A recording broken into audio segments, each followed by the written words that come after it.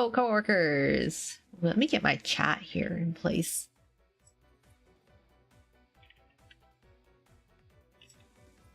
Okay. Gonna adjust that. I see. I keep forgetting to update my chat. Hold on. Hold on. I will get my chat started. Pop out. Okay. Hey. Hey. Okay, cool. Alright, I got it in place. Alright, perfect. So hello, co-workers. Good evening to you all. Hope you're having a wonderful night so far. Hopefully my sound is okay. I do have a bit of background music, but I don't know how loud it's coming off right now. But as long as you can hear me, then we are Gucci. Hi, medic. I'm gonna be a second, but I'm lurking. No worries. Today is going to be kind of a yap stream, basically, where I talk about theories. It's been a heck of a day. Ooh. Rough day at work, or just in general? I mean, this week has been passing by quickly for me, but that's also... I was like, I did take like some days off of work for the con and stuff, so the week has been a little shorter for me. But hopefully work is alright and that it will get better for you. I'm gonna see if I can pull up my little slideshow here. Got my chat here. I'm trying to open up all my screens that I'm looking at, so bear with me. I'd be looking back and forth between the messages and my stuff. Before I forget, I should have asked yesterday when we talked about the con. I know the twist merch was niche, but some characters have higher prices. I think at like a convention, actually not really. I think at a convention, everything was just overpriced in general. Like, it wasn't just one character, it was just like everything was overpriced. I think the worst was one time I saw the sitting Azul figure, like the really ugly one. He was being sold for like something like $90, and I'm like, I am sorry, that Azul figure is not worth $90. Oh, I have two chats running. Okay, there we go. That Azul figure was not worth $90. That was like overpriced. I've seen like the Nezo berries, which are like, you know, maybe $10 a Makari, but in like a con they're like $40 to $50. So just everything, everyone in general is just overpriced. I think there's some characters, sometimes when you sift through like merchandise or bins, you can see some characters show up more than others. I remember seeing a lot of his like cater merch, like his like keychains and acrylics, and Trey too. It's like, so you can tell which characters are a little more popular because they get sold out faster, leaving kind of like the characters which end up being sort of leftovers. But honestly, I feel like twist merch that's not fan made at a con is just overpriced in general. I'd rather just buy them off of like auction, like basically Japanese like secondhand stores like Makari, and just like that in general. Work and life. I think I have a bit more time to breathe now. Oh, it's good to hear. Yeah, I hope the rest of the week goes well for you. Oh, hi Popstar Queen. Gonna vibe alert. Just want to say, despite getting no new B-Day ortho, you managed to pull Chef Malleus and Ace. Hey, congrats. Malleus, though, I swear, loves my JP account. Yeah, it's funny how sometimes some certain characters show up more than others, or like on one account more than the other. I think my JP account is more lucky than my EN account. I haven't been to a con in a very long time. Forgot how bad overpriced can get. Yeah, the worst was when I bought a Twister Wonderland blind bag, like one of those, like, oh, you know what, you're gonna get into it. So it's like a gacha bag, basically. So I think I paid like $40 because I'm like, I'm curious. I want to see what's in the bag. So I got the Twisted Wonderland blind bag, and it was not worth $40, you guys. It was... I got a Cater keychain. I got a random Vargas print that I'm like, I don't know what to do with this. I don't dislike Vargas, but I'm like, I don't really collect Vargas merch in general. It's like a random like print of Vargas, a Cater keychain. I got like one Nui, I think, that I already owned, and maybe like some other keychain, but it was just not worth $40. So like, never again. I don't. It's hard to find. I feel like twst, there's twst merch. I don't think cons are worth it unless it is fan merch. I fully support fan merch. The twins are pricier than say Deuce. If you look on like sites like Macari, JP, yeah, certain characters are more expensive than others. So Tweels are definitely more expensive. I want to say like, yeah, Floyd and Jade are more expensive than Azul sometimes. Malleus and Idia are really pricey, especially their figures and their Nendoroids. Malleus and Idia were like super overpriced.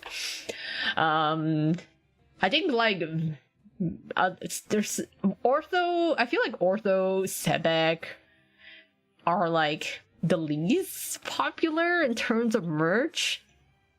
Trey sometimes he's like a little more on the lower side, so it's kind of interesting to see that. I think they're like less people collect merch of them, so they're a little bit cheaper.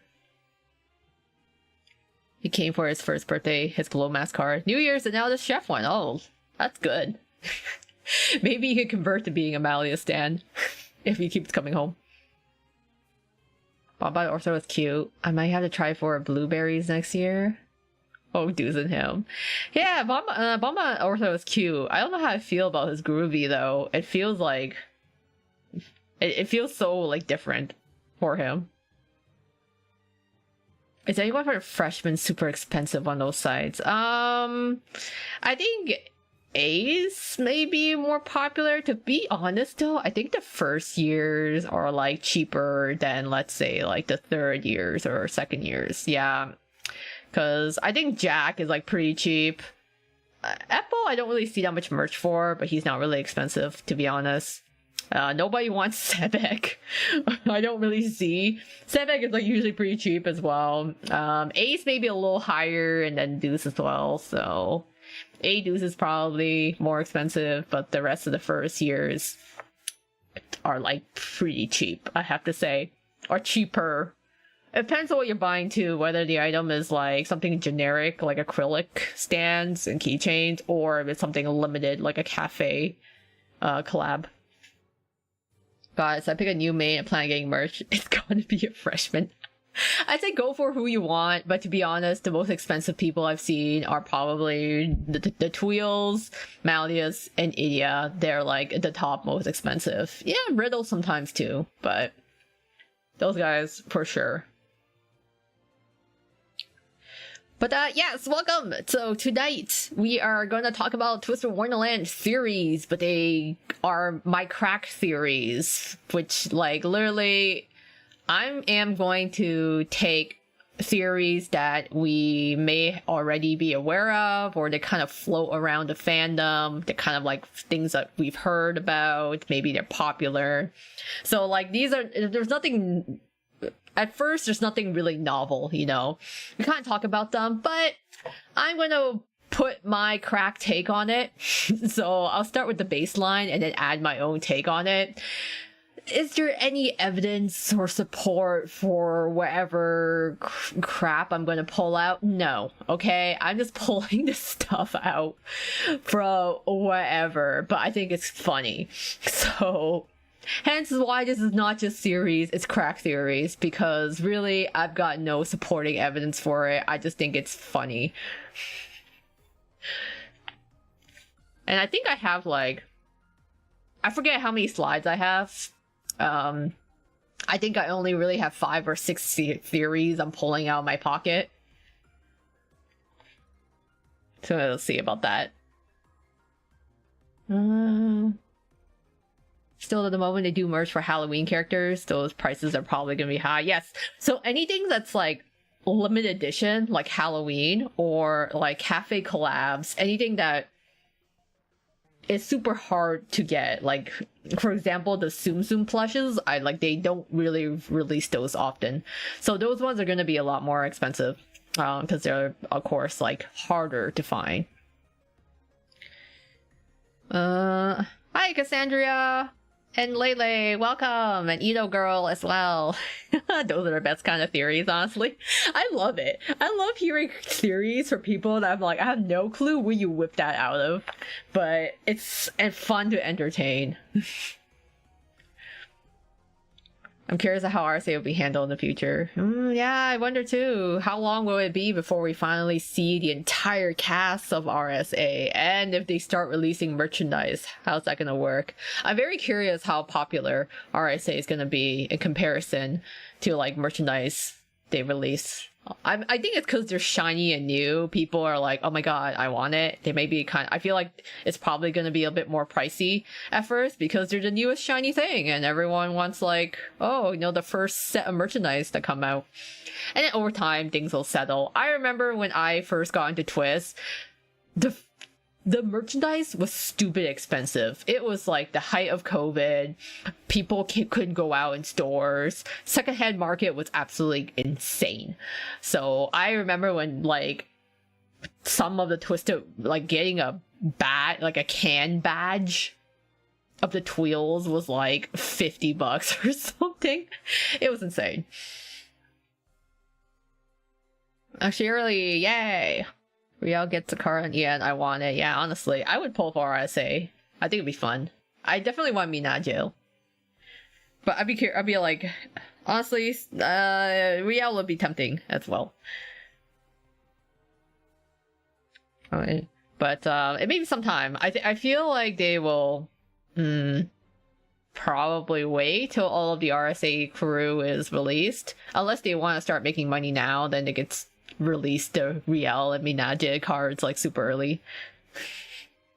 I really want to know what the others look like. Minaje, to be honest, he looks pretty handsome. I like him so far. But yeah, I gotta wait and see the rest of the guys. How they gonna be?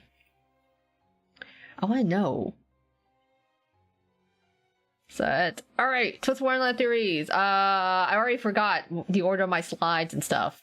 But yeah, I'm just gonna go through them and see where we're gonna start off with, okay? So first theory, let's see, can I go at? Okay, alright, so we're gonna start with the basics, alright? Let's go with the theory. First theories.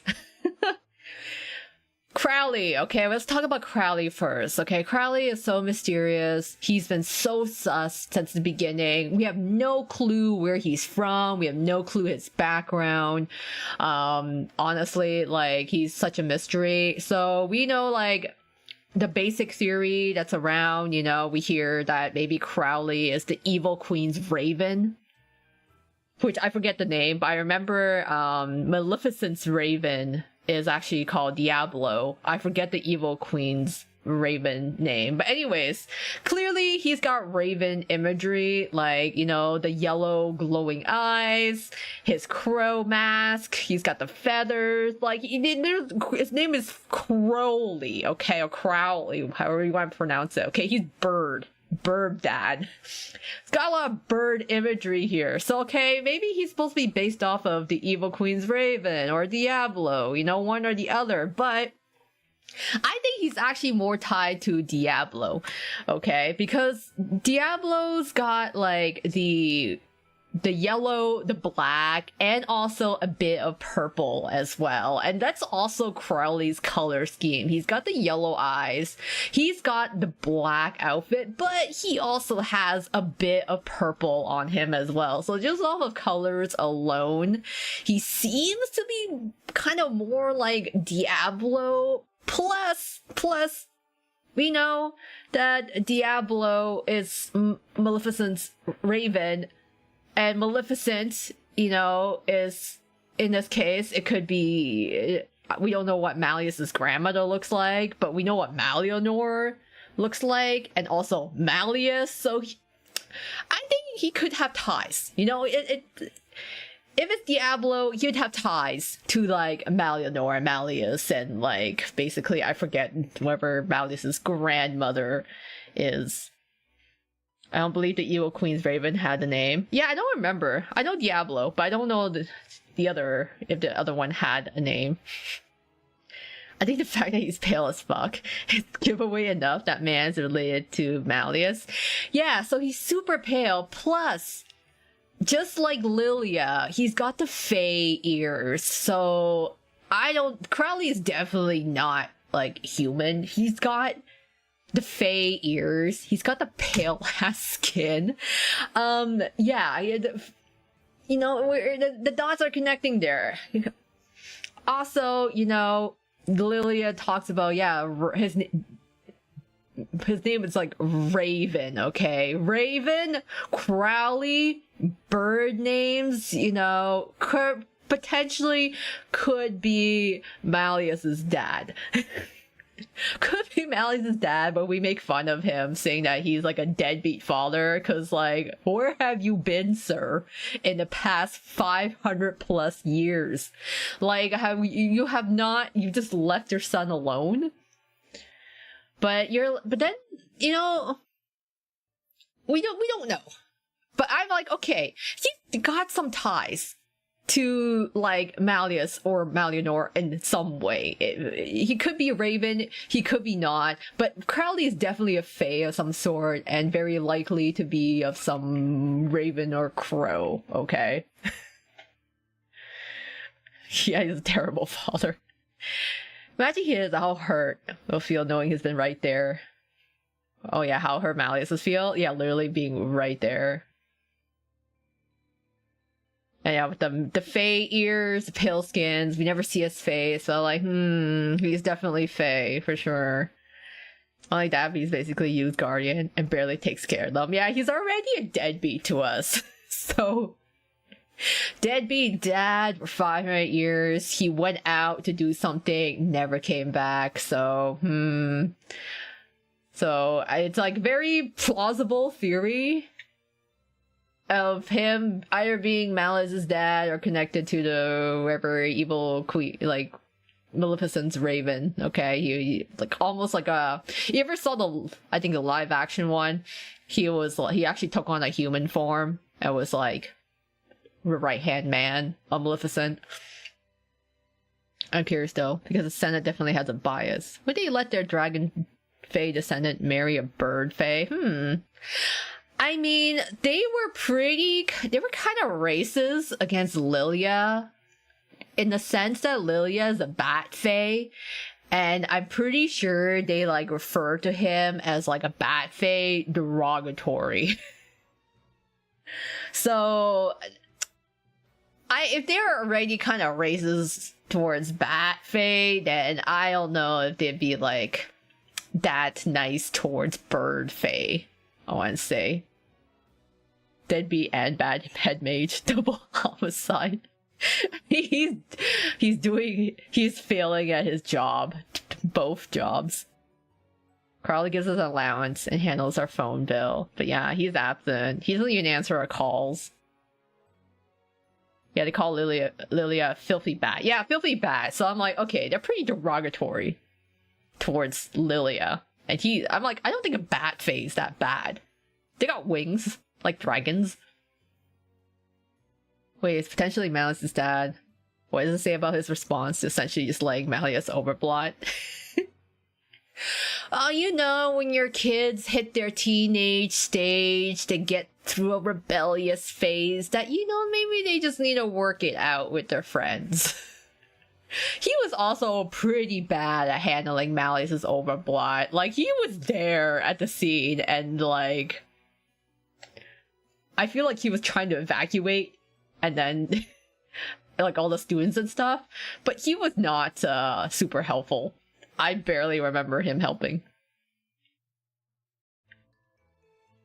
Yeah, allowance of $3 in a dream. We got a roof over our heads, but our roof is leaky, so bad father, bad head mage if he is indeed Malleus's dad.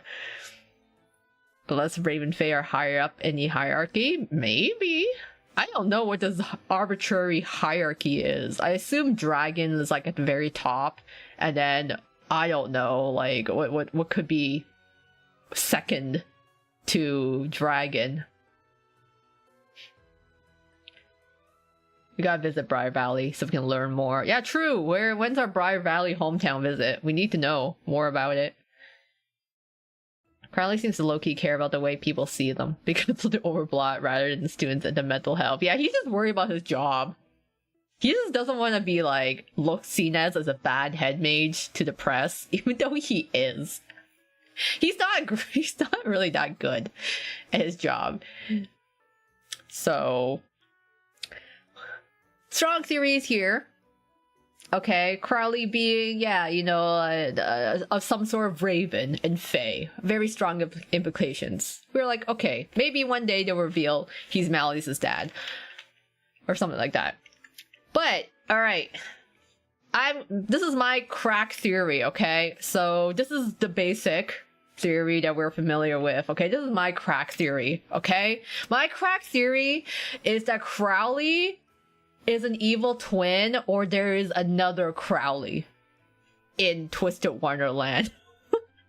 Why do I think this? One, this already happened once in Black Butler by Yana Toboso.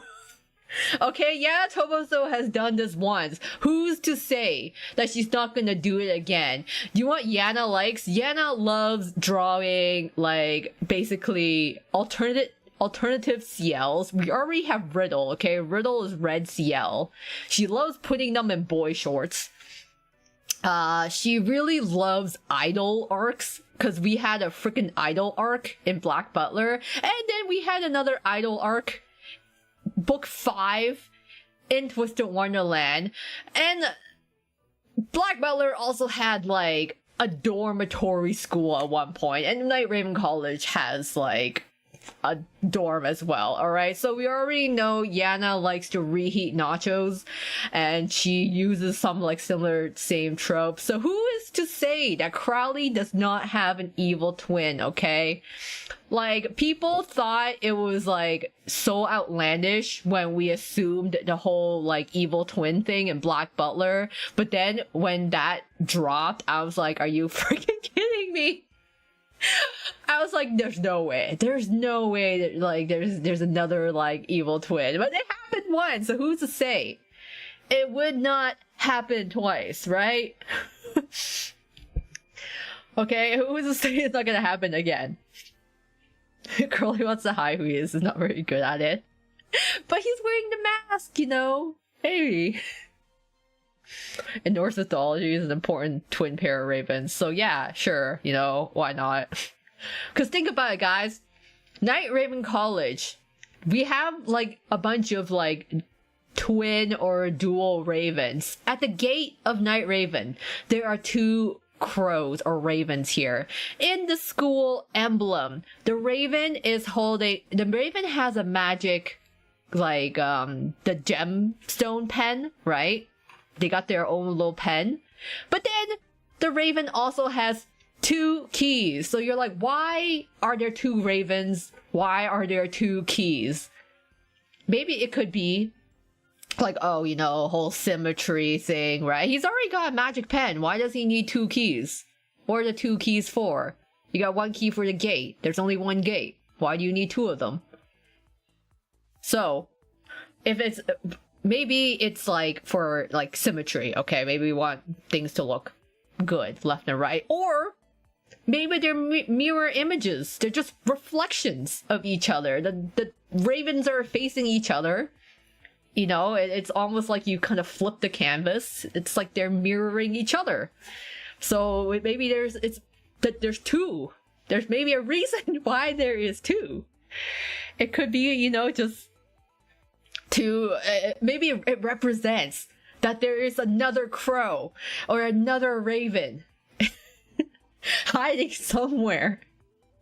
Either Crowley is an evil twin or there's another Crowley. There's two Crowleys kicking around somewhere.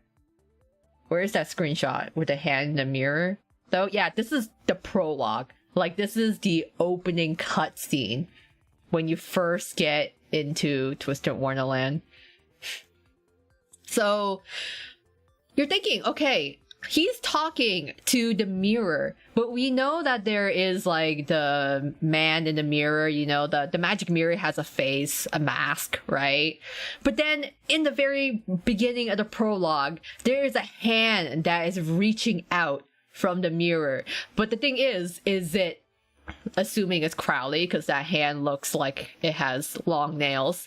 So is the person reaching towards the mirror, or is it someone from behind the mirror reaching towards us? So hey, maybe it's not even Crowley that we know that's like talking to us in the beginning. It could be another Crowley from the other side of the mirror. So it could be a twin. It could be someone. It could be his twin, or the other Crowley reaching out from the other side of the mirror. You know, who was he talking to? Was he monologuing? Maybe he's talking to the other Crowley. Or maybe it is not another Crowley. Maybe the other person is actually Raven. Okay, Revern, or however we want to say it. It could be Revern and Crowley are twins. Or they are related, or maybe they're mirrored versions of each other. So perhaps if we could either say Crowley is Malleus's dad, or he's Malleus's uncle and his dad's like twin or something. Wait, was Crowley pretending to be under Malleus's spell in book 7? Or I was slow? I think Ortho said he had to be woken up. Yeah, I think he was under the spell. From what we know of.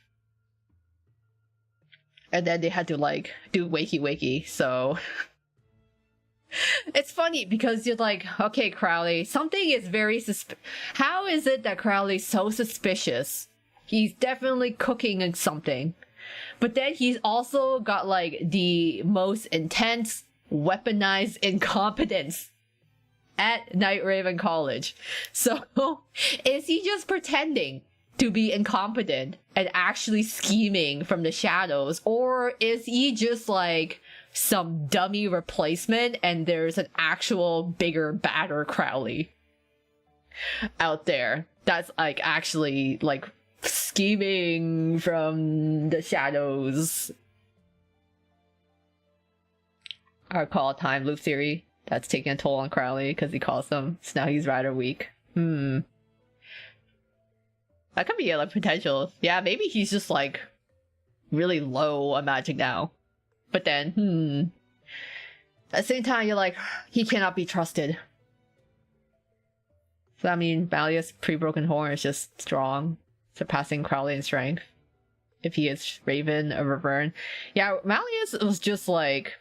Malleus with, pre-broken horn was just absolutely, like, an insane mage in general. Like, top 5 in the world. So, the problem is, we don't know how strong he is compared to his mother. Like, we know Malianor could transform into a dragon. Right, I assume that's her unique magic. She could just straight up transform into a dragon. But then she, she got killed and died. So it's hard to say whether he's stronger than his mother or less strong. Because there really wasn't anyone that was really stronger than him until, we collectively beat him. Kind of like an error student surpassing their master. Yeah, I do not think... So, I do not think Crowley is stronger than Malleus. But, I don't even know. Yeah, I assume he might be stronger than his mother. But we didn't really see the extent of her powers. So, it's a little hard to say. But so this is I stand by this. Crowley is an evil twin. There is another Crowley out there. I'm gonna laugh really hard if this crack theory ends up being true one day. There's like some other evil secret Crowley that comes out of the woodworks. or I mean, right now it's likely he's got some ties to Revern, however, but I think he's Revern's evil twin. I'm pretty sure ESA Malleus is still strong as fuck. Just a bit nerfed now. Yeah, he can't really do as much magic as he used to, but compared to like the average mage, Malleus is still like stupidly OP as hell. But I don't think Crowley is as strong as Malleus. I don't think so. I think he's trying to like, if he wants to like, if he's scheming something, he's got to like do it more underhanded. But speaking of time loops and multiple Crowleys, let's talk about you as well, okay? Because if there are multiple yous, who is there to say there's not multiple Crowleys that exist out there? So you could be an evil twin, or you could be one of many Crowleys that exist. So the first popular theory, fan theory for the Yus is like, okay, Yu is either dead, or Yu is not dead, but they're in some sort of limbo or purgatory, like in between. There is a lot of like supporting evidence for this, because I took the bottom excerpt from the Twisted Wonderland wiki. So they're saying how like, oh, the protagonists of each of the arcs are connected to the like Buddhist and Japanese mythology, like the afterlife kind of theme. It's like Yuken Enma with King Enma, and then you know, just like Yuka Hirosaka, Yuto Mito, and Yuna Ojo. So they all have connections to something in the afterlife, the underworld, that sort of mythology. So like, okay, you know, it's we have a lot of themes of like, you know, they got hit presumably by a horse-drawn carriage. When they first arrive in Twisted Wonderland, they are in a coffin. They wake up in a coffin, right? So there's a lot of imagery here of like they're maybe passing on, moving into some sort of afterlife. I never know these theories and stuff. I just play the game. It's this, you see like fan theories that floating around. So this is like, I think like one of the another common fan theory that, yeah, maybe, you know, Yu has died. Maybe the reason why the magic mirror can't send them back home is because like they don't exist anymore in their original world. So that's why they're here in like, they've been sent over here in Twist. So, but then like, but then when you think about it, you're like, okay, if Yu is dead, or Yu is not dead, but they're in some kind of purgatory state or whatever, then, you know, why are they in Twisted Wonderland here? Like, what are they doing here? What is their purpose? Like, is Twisted Wonderland all one big like limbo world? Maybe, you know, they exist.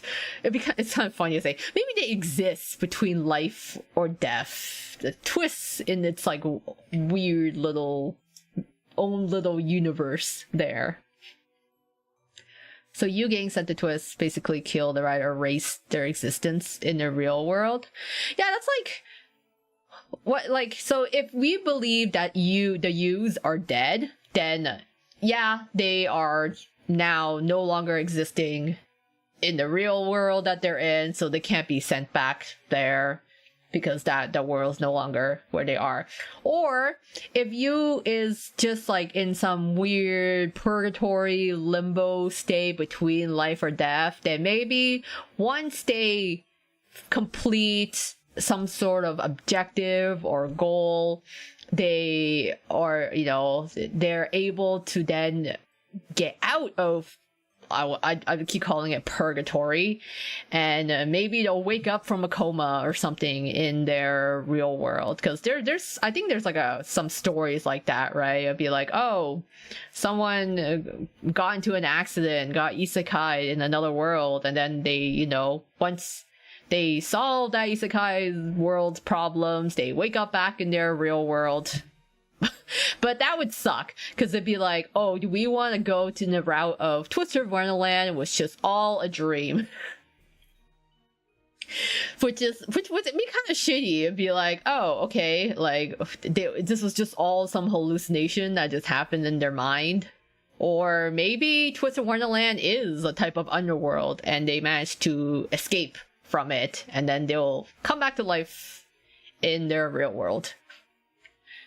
Isn't Crowley a reason why Yu was there? But why them specifically if there are billions of people in Yu's original world? Yeah, pretty nice purgatory got there. Yeah, if I ever end up in a purgatory, I hope it's filled with lots of handsome young men. Because, I mean, that sounds pretty nice compared to, yeah, I wouldn't mind being in that purgatory.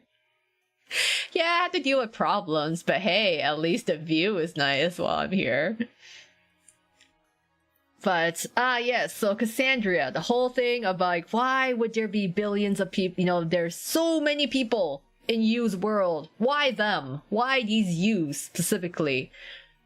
That lines up with one of my other crack theories, okay? So this is crack theory number 1 for you, okay? So, crack theory for why do we need you in the world? One is Yu is actually the vessel for the final boss. Who is the final boss? I don't know. It's Mr. Big Bad. It could be the god of the world. It could be evil spirit. It could be evil dragon, just like Fire Emblem.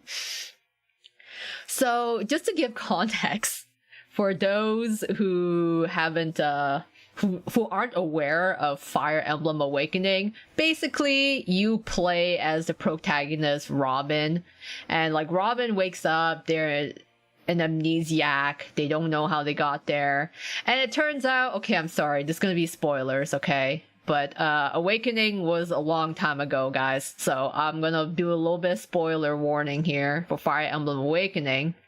But basically, you, the protagonist, Robin, is actually the vessel for Mr. Big Bad Dragon, like the fell dragon Grima, okay? So Grima is, and they're basically just a vessel for Grima to like come and basically destroy the world, essentially. So what if Yu is the same thing, okay? Maybe we are summoned to be the vessel for some sort of final boss, to take over our body or use us in some kind of way. Mr. Big Hands. Final boss Yu would be so real, actually, after dealing with everyone and their overbloods. Yeah, no. So, I'm thinking, why would you be the vessel for the final boss? So, one approach is that, hey, Yu has no magic, okay? They have zero magic, they're just a normal ass human, but because they're human and they have no magic, they can't accumulate any blood at all. So if you were an evil demon and you want to possess a body and you were full of like blood, you don't want your vessel to like die or explode, right? So you know, maybe you want to possess a human that has no magic at all. Not only that, but like Yu is not even from this world, so they have zero exposure to magic at all. So in a way, you could say that Yu is like a blank slate. They were pulled from a completely different world. They have zero, barely any exposure to Twisted Wonderland. They're like the cleanest slate you can get for like possession, if that is like the type of vessel that they were looking for. But yeah, I would say like perhaps Yu was summoned to bring about some huge calamity, some world-ending thing that's gonna happen, and they needed someone from another world in order to achieve that. But I think it's personally, I think what would be funny is that Yu becomes the final boss purely they got tired of dealing with everyone's shit, everyone's problems, and just goes ape shit, you know? And like somewhere down the line, you just get super like they're just so tired of dealing with all these overblots, and then whoever Mr. Big Bad or Evil just goes like, "Hey, aren't you tired of being nice? Don't you just want to go ape shit?" and then they just like become the final boss that way. The Chimera, totally not grim. Yeah, totally. It's part of the time loop theory. It's from a Doom timeline, and we basically start over. Because in book 5 at the end, Yu has a flash of the Chimera. Yeah, we have like visions. Why are we having visions? Why does Yu have visions? You know, it's like, are these movies we've seen in our timeline before, or are we having flashbacks to alternate realities? Because also the Fire Emblem heroes are on the left. It's making me remember my past shame. I think Grima Robin looks really cool. Our own MC is holding out. It's like that one intern that has to deal with so much shit at their company that one day they just like snap.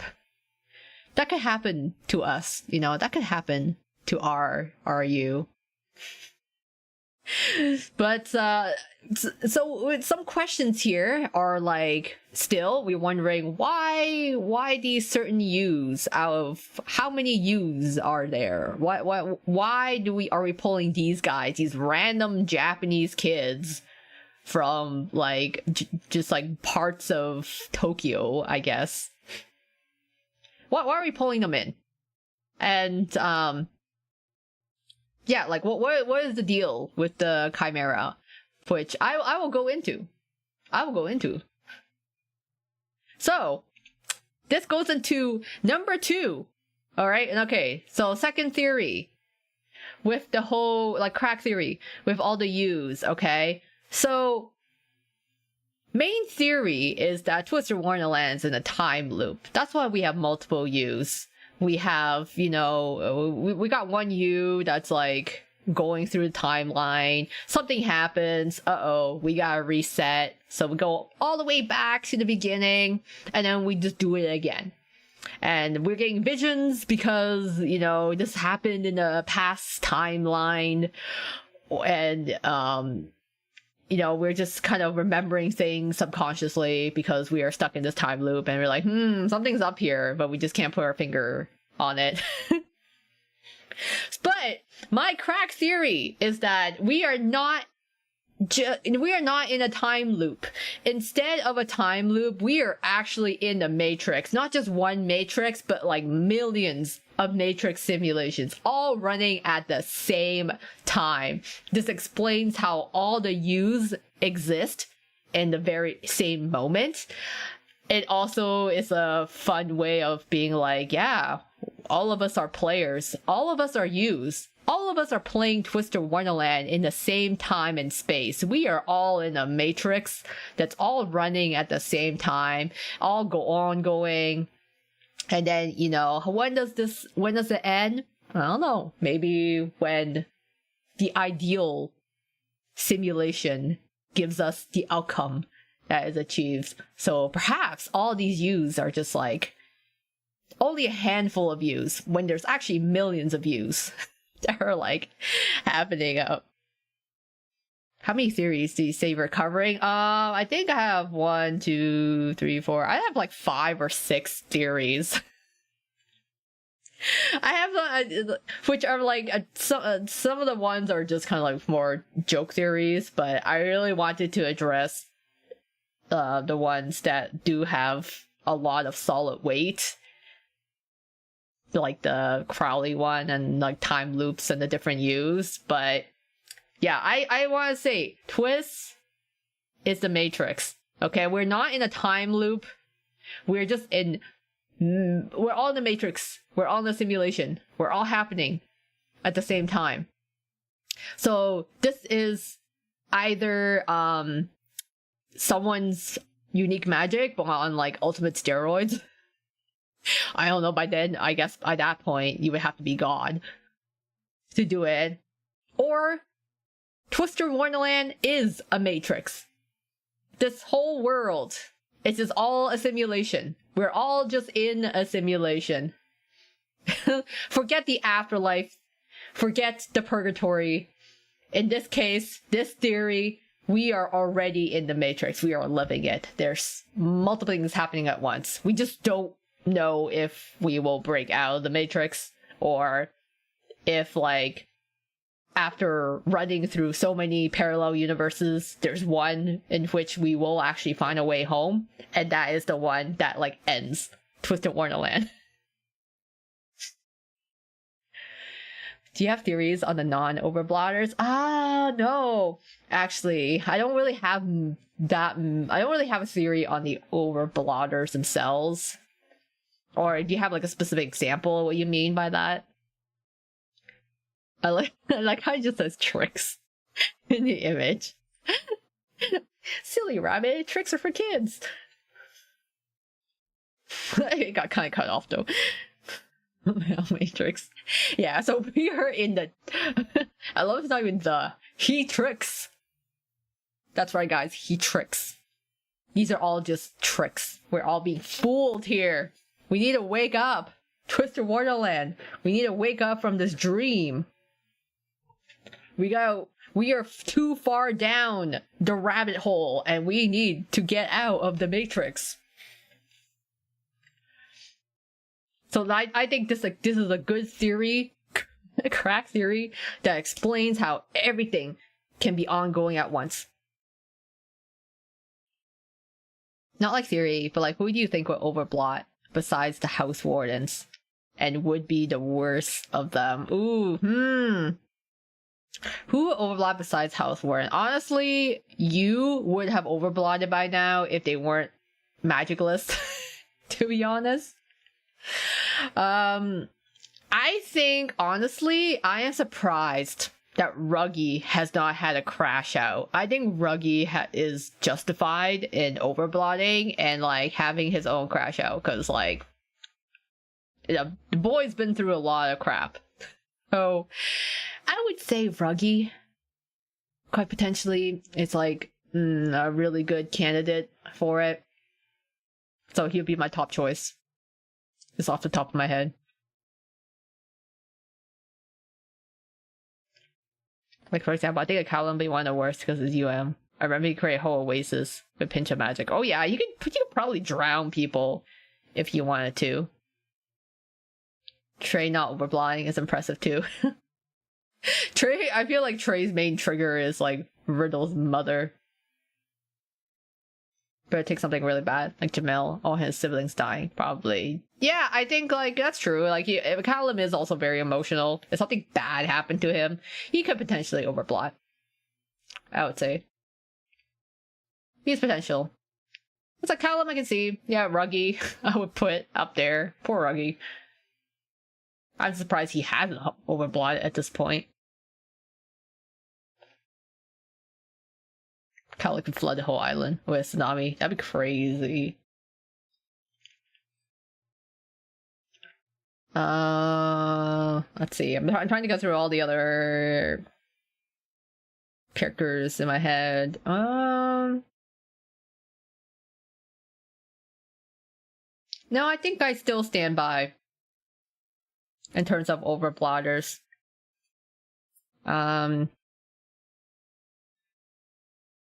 Yeah, I think like top, like in terms of, yeah, worst overblotters, or like most likely to overblot under potential like really bad stress or situations, is Callum and Ruggy. But I think like a horrible overblot would also be like Lilia. It would just be really sad if Lilia overblotted.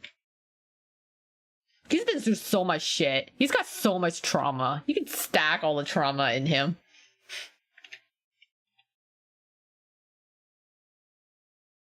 In Book 4, Callum made a whole river, and very quickly, right? His UM could solve the drought. It could. He can drown people. He can just solve entire droughts. create water sources out of nowhere. Let's see. I'm thinking. Okay, so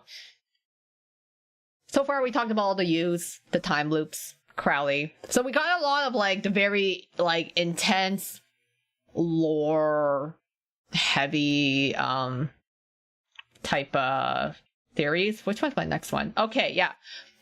So a lot of like the deep like what if in surrounding the world of Twisted Wonderland.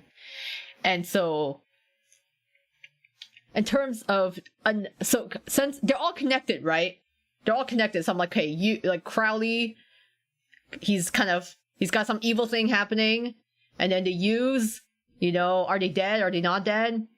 But you know, they could be a whole related to Overblots and Calamity, or they could just be like, you know, in a matrix system. That's with the whole time loop and stuff. So we lead all the way back to Grimm here. So Grimm, I think Grimm is a primordial beast. I think Grimm has actually been around since like ancient times, okay? Because his magic is recorded to be like very, very ancient and old in terms of like his whatever the tests that Styx have done on him. And the Chimera monster we see at the beginning, I'm like, this is very clearly, this is Grimm, okay? I'd be very surprised if this monster isn't Grimm after eating, like, all of the Overblot stones. But, specifically, I think Grimm is, like, literally an ancient beast. He could even be the first ever Overblot monster. Like, he may have existed at the beginning of time. He may have been the first Overblot, and then, I don't know, he, like, got over it. He had a first Overblot monster, but he didn't, like, completely lose his mind. He just more so, like, lost all his memories and went into a deep sleep. And then when he woke up, he, like, lost all his memories. But I think he's been around for, like, eternity, just ancient. So, very old. Also, his name, Grimm, like, you know, the brothers Grimm, the storytellers of like fairy tales and like stories. So, you know, maybe Grimm is the creator of this world. Alright, he may be the origin of everything. Because you think about it, in Twisted Wonderland, our story starts with Grimm, okay? Without Grimm, we, like, the credits will roll. It'd be like, we wouldn't have gone into Night Raven, we wouldn't have stayed at Night Raven College, or we would have just been a janitor forever. Like, the things are deeply tied with Grimm here. I think Grimm is the beginning of Twist, and I think he will also be the very end of Twist as well. He's like it's like a full circle here. I think he is the origin and he is the ending. So I think he is literally, he's gotta be a very ancient monster that just like lost his memories at one point, or he may have died and came back in a smaller form. Is Jamil technically strong at Callum because he doesn't use his magic? Or is Jamil the stronger period? They're very different types of magic though. Strong is hard to say, because if it's strong in terms of combat ability versus like utility, I feel like it's hard to compare. Because Jamil is like all the whole like hypnosis happening, but Callum's just straight up conjuring water. So I think it's hard to compare them because I feel like they're just completely different things. Remember theory that Grimm is linked to the original Ortho's death? Yeah, with the weapons if he was contained. What happened if he would and Styx and just got out? Remember the theory that Grimm is linked to the hey mom, dad, I tamed a primordial beast. That would be a very good thing to put on our resume. Honestly, I don't remember anything from the beginning, but wow, it does look like him. Yeah, it honestly, I'm like, he's got parts of all 7, like all the overblotters in him. Sephiroth just flashed my mind. Of the end and the beginning. Yeah, this is a tutorial boss fight. It had a HP of like 9,999 and there was no way you could beat this monster. So you like, no matter what, you lose the fight against the Chimera monster at the very beginning. But you can see he's got the flames and like Grim. And, you know, even the blue eye color there and the fangs. He's got the tentacles like Azul did. The snake from Jamil's Overblot. The wings from Malleus's fight. I guess like all his feet kind of got cut off there. But he's got like a kind of elements from other Overblot fights. I think the fur is from like Leona's. So I'm like, this has got to be Grim. He is, if you is not the final boss, Grim is the final boss. Or maybe they're a pair. Maybe it'd be like a whole like, hey, you fight the mini boss and then you actually get to the final boss, where the mini boss or final boss is you or Grim. But Grim has definitely been around for ages. Okay, I believe he will be. He is the first monster. Yeah, but Callan put effort, he could do real damage. Like Cleo, H2O mermaids, whose power is water. She can control blood flow in a person and H2O in the air. Yeah, I don't know if Callum has ever tried to, like, blood bend. Which would be terrifying, if so. Another image, he had flame mane. Oh, it's missing here. Oh yeah, huh, maybe it was like removed. I just like got the picture off a wiki somewhere. He had dragon hind legs and human hands for the front legs. Okay. Yeah, the image, sorry, the image kind of got cut off there when it was put together. But yeah, I'm like, there's no way this monster is not Grim. I'll be surprised. The only other way I'd accept this if this is actually you instead of Grim, as like a surprise twist. Oh my god, why am I just nosing all that? So yeah, this Chimera monster, I feel like we will definitely see this at the end of Twist at some time. But Grim, you're definitely, just like Crowley, Grim is full of secrets. He's definitely hiding something, or without him even realizing it, I'd say. I didn't see the dragon wings and octopus tentacles.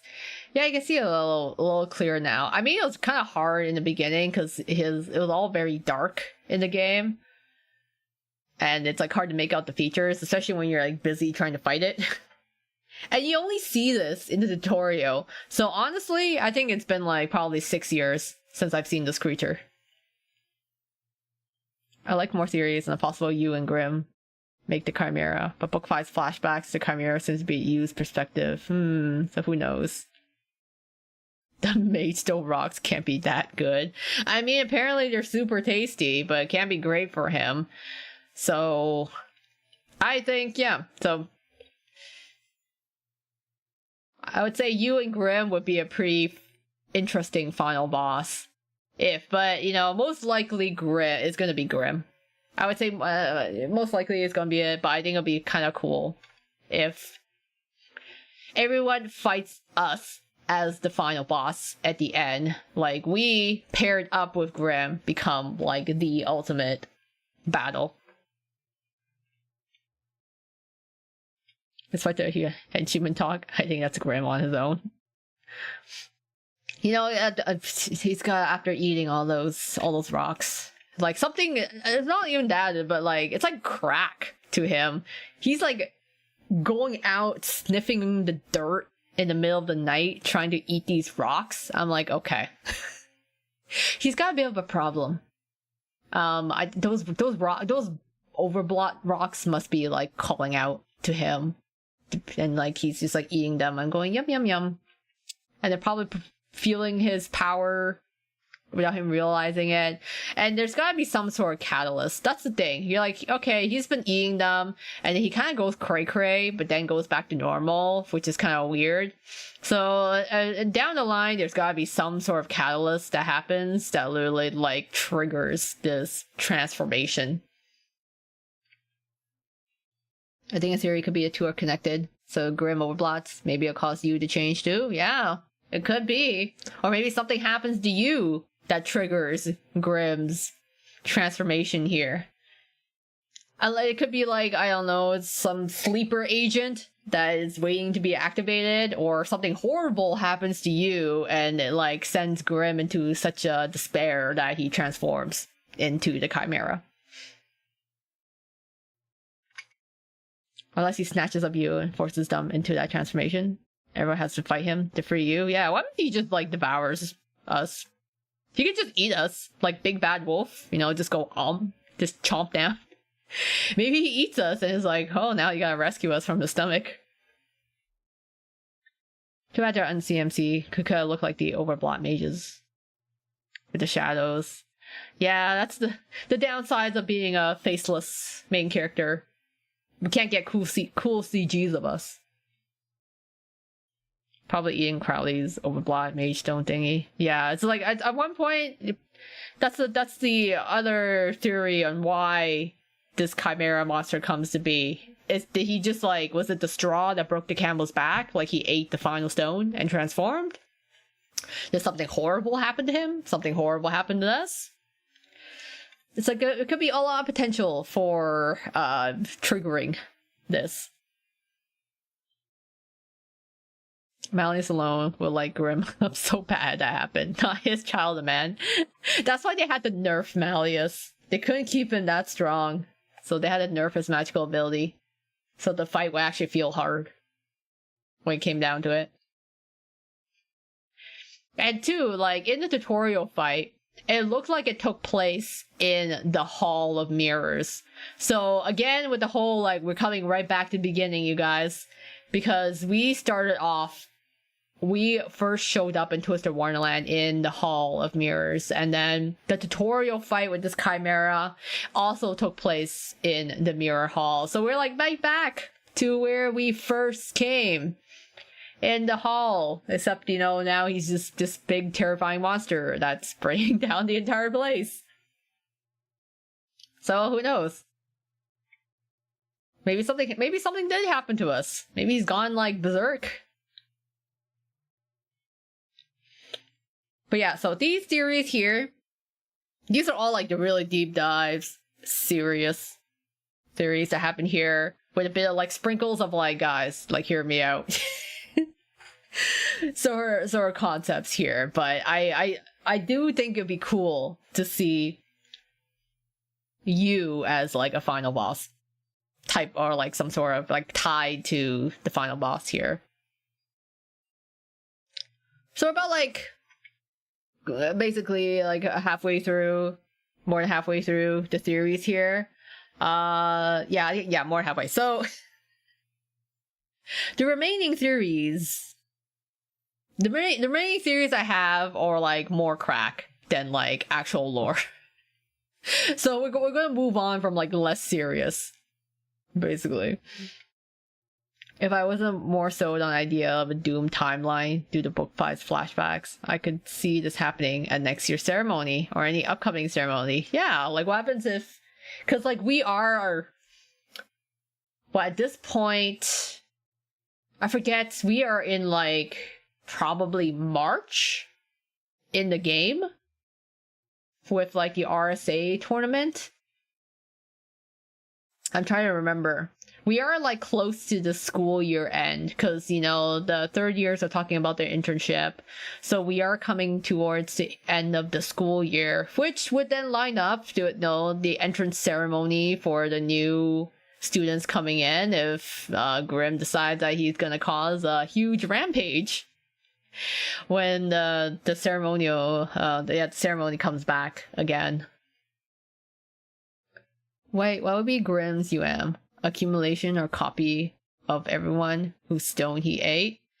It's interesting too because so far we know everyone that has a unique magic has been like a humanoid of sorts, right? Fae, beast folk, humans. So they never really mentioned if things like dire beasts or animals can get unique magic, if that is something that is possible. But like, let's say it was possible for Grimm because he's an exception, then yeah, maybe his power is just be like consume and grow. That's the point of highlighting UM in 7.5. Grimm talked about growing big. Oh yeah, he wants to be a big boy. He's gonna become real big. I think his own plus everyone else. Hence why he looks like a mix. Everyone on top. Yeah, I think like if maybe he can devour blot or devour magic from others, and then it kind of just all becomes a melting pot of like just overblot residue, because there's like magic that can steal other people's magic or swap. So yeah, maybe he could just consume other people's blot or consume other people's magic, and then it kind of all gets put together. All combines together. What's our immunity to their powers instead? Like a resistance? Maybe. If he like gets to be able to like somehow eat the magic of someone, maybe he'll like, he could be resistant. But I think like it'd be more like maybe as like I just steal your abilities. I mean, Azul already kind of does that though. He can technically steal other people's UMs. But I think like Grimm can maybe devour just the essence of blot and magic itself. So yeah, I mean, right now he's cute little kitty, but he's gonna grow up to be quite the headache, quite the trouble. I think maybe the first years will come into play, especially with Ace developing his UM. Yeah, he's still learning. He was the last two out of the cast to get his UM. And his whole thing was like swapping everyone's unique magic. There are different means of stealing spells. Making it unique is the trick. Yeah, because Azul's got the whole like he steals magic, but then Ace is like swapping magic. So it's not quite a steal, but it is in a sense. He's just like switching up people's UMs. So it is a possibility that Grimm can just devour spells.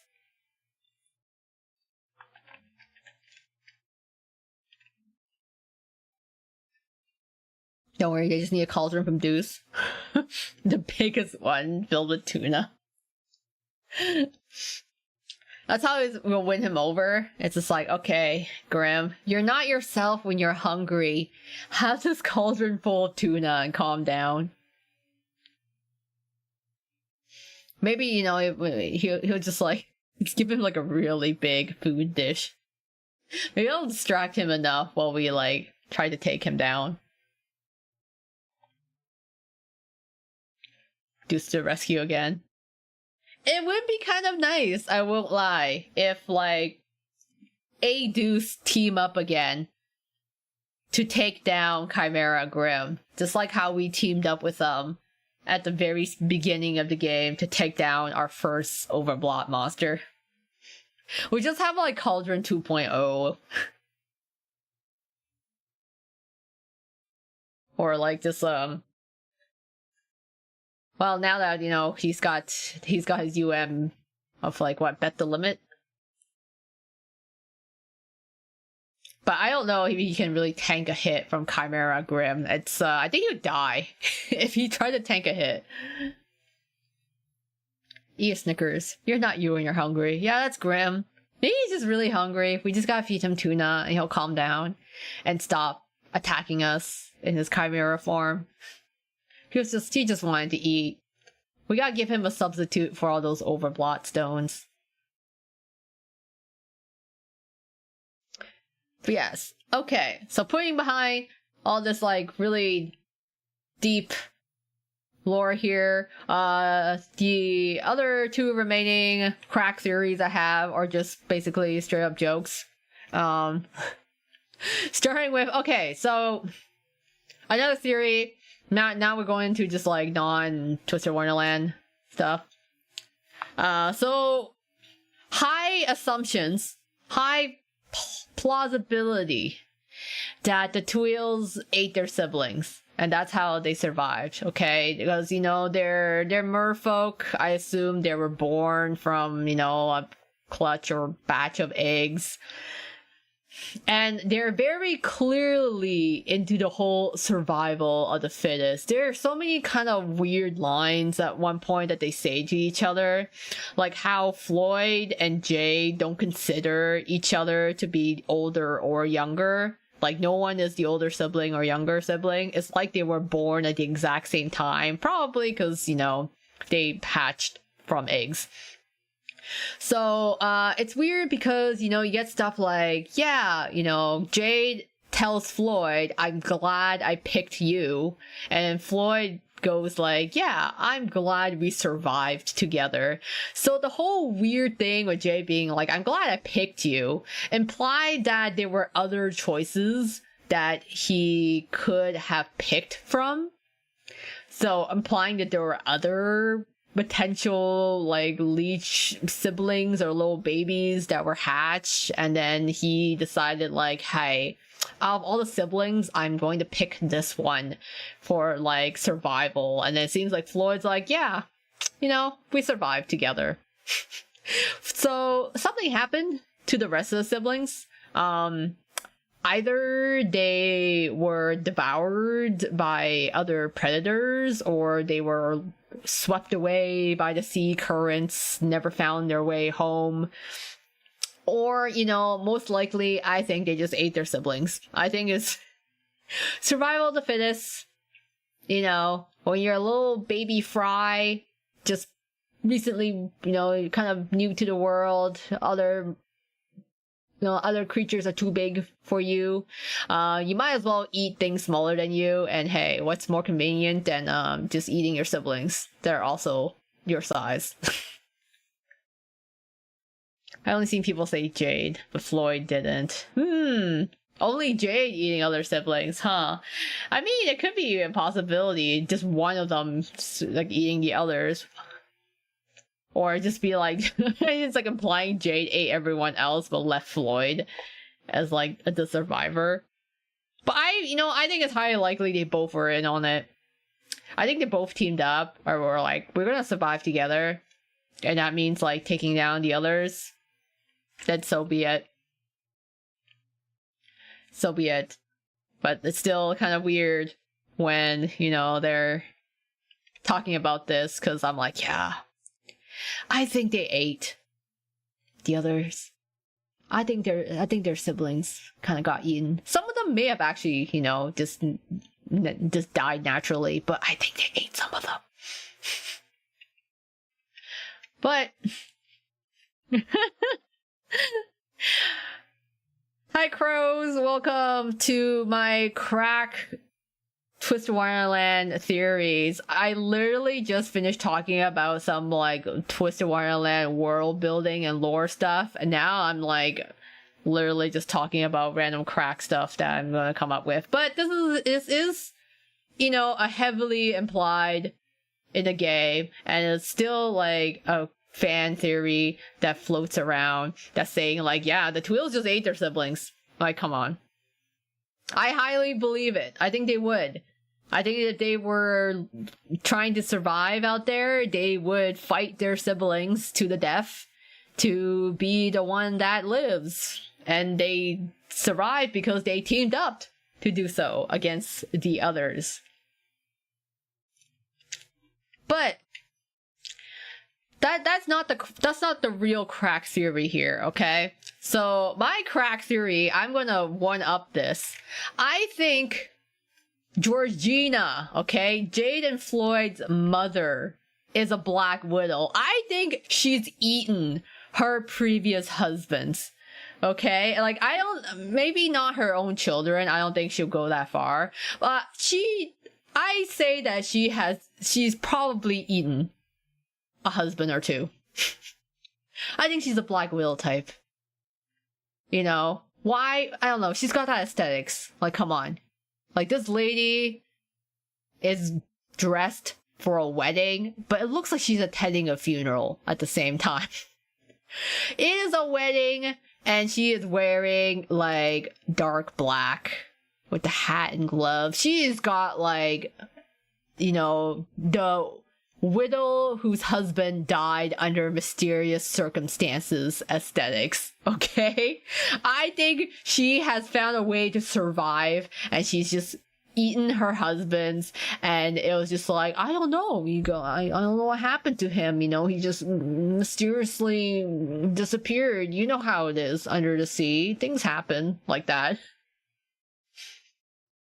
So, she's eaten previous husbands, and I think the Tweels may have not only eaten their own siblings, but may have eaten their step-siblings, okay? So let's say she got, like, you know, like, she had a kid, and then she got, like, remarried, or maybe she married a husband, whatever. Anyways, step-siblings, in any case. I think the Tweels ate them, too. You know how, like, I think in some animal, like some animals where a new leader takes place, like a new alpha takes place. I think for lions this happens. So a new, like, alpha lion or whatever male, it, like, takes over the clan, and they kill off all the offsprings of the previous clan leader. I think this is happening here too, okay? Like, I think she, like, ate her husbands, and then they, like, basically, like, the Tweels ate their step-siblings, so that they were, like, the only ones. They, like, they reign supreme. They're on top now. They are the top dog. Which, I mean, like, heavily implied they're also part of a mafia family, so what better way to take care of competition and, like, disputes for, like, her, like, inheritance than to just straight up eat your competition.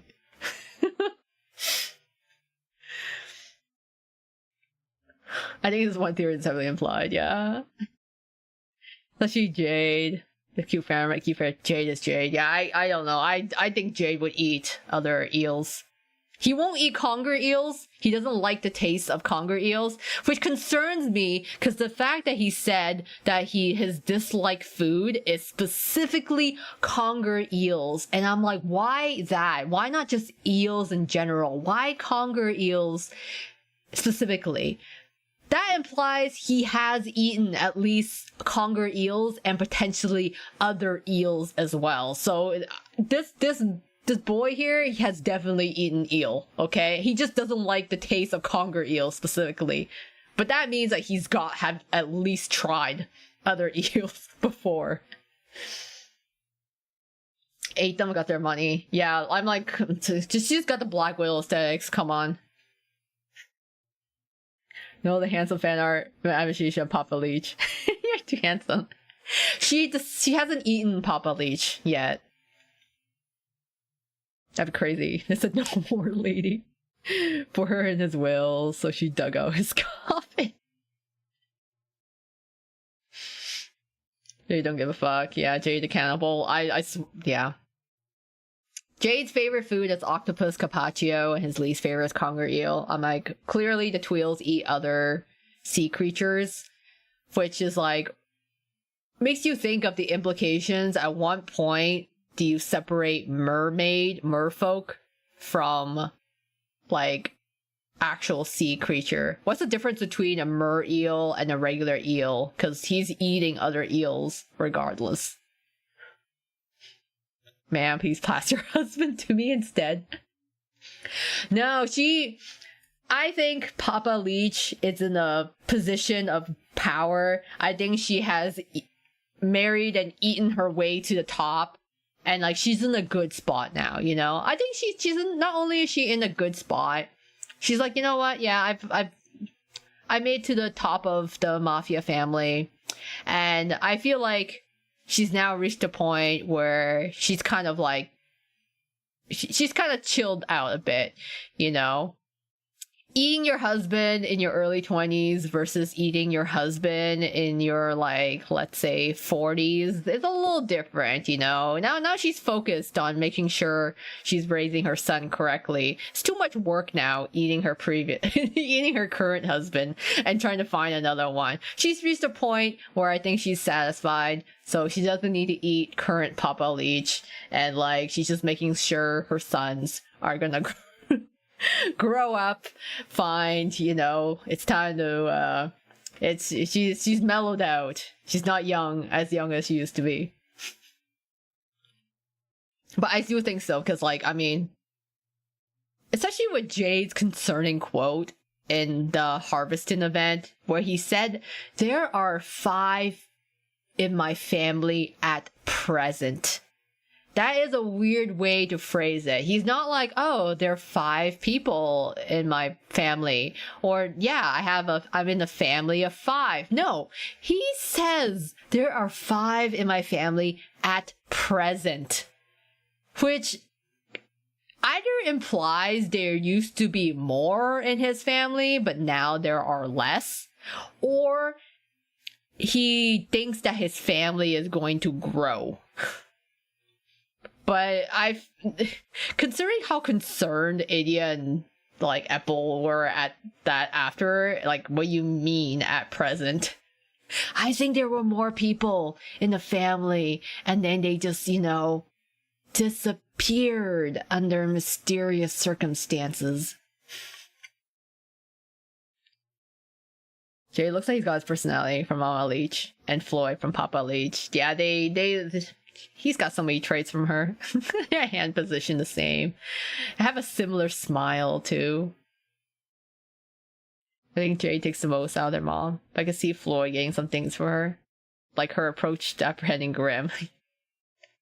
Yeah, you could definitely like see certain poses and traits that the Tweels have inherited from their mother.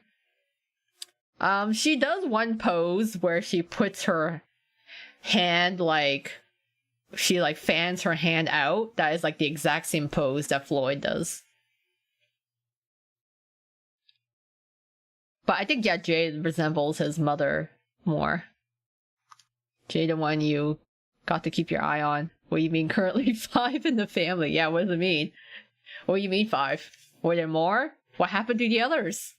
Are you going to increase your family numbers, or are you going to decrease them? Like, what do you mean? It's so vague. This is like, he is the king of vague posting. He'll say things and you're like, what do you mean? Can you elaborate? What do you mean by that?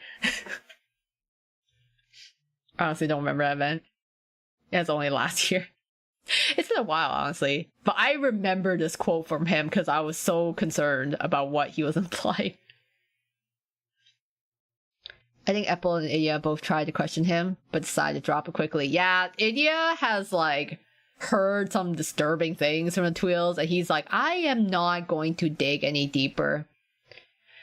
Just like how Floyd had a line talking about how his father said that you have to get, like, good shoes so that other people don't look down on you, and Idia's like, I'm not going to pry into this any further. This family is very suspicious. Whenever the Tweels get birthday gifts, okay, on their birthdays, they get gifts from their father's associates. And those associates have to sign a clause that says they are giving these gifts to the Tweels and should not be expecting anything in return. Like, their father has his associates sign this clause when they're giving gifts to the boys on their birthdays. So I'm like, alright. Your family is definitely involved in shading dealings. It's pretty much very heavily implied they're some sort of fish mafia. And so, yeah, I don't know. I think it's stated. I would not be surprised that Georgina has, like, femme fatale her way up to be like the mafia boss's wife. You know what? I don't want to fix him. Hand him here. I'll take him off everyone's hands. We'll take him as he is. Papa Leech definitely not about to let people leverage his sons. Yeah, he's like, oh, you think you can buy my relation? Yeah, no. Papa Leech is not about that, so I wish we could actually see Papa Leech. Like, I'm very curious on what he looks like and like what kind of guy he is. But I think Papa Leech is probably some like tough guy. But yeah, I'm like, Georgina is currently happy, I think, where she is. But I feel like this woman definitely has skeletons in her closet. Just like how the Tweels do as well. This whole family is just like they've got some real skeletons in the closet there. If Lloyd's bonbon card is anything to go by, I bet he's a rugged type of handsome. I think too. I feel like Papa Leech probably has a scar or two. He's got more like rugged, gruff look to him. That's how I always imagined him. And I feel like he probably looks more like Floyd, just like how Jade takes after his mother more. But I also want to be like, Papa Leech, you gotta watch out for Georgina there. I feel like she's probably got him, like, wrapped around the finger. I wish everyone luck on their faves in polls. Yeah, good luck in all the polls. Because I have pretty on and off luck pulling for Jade, personally.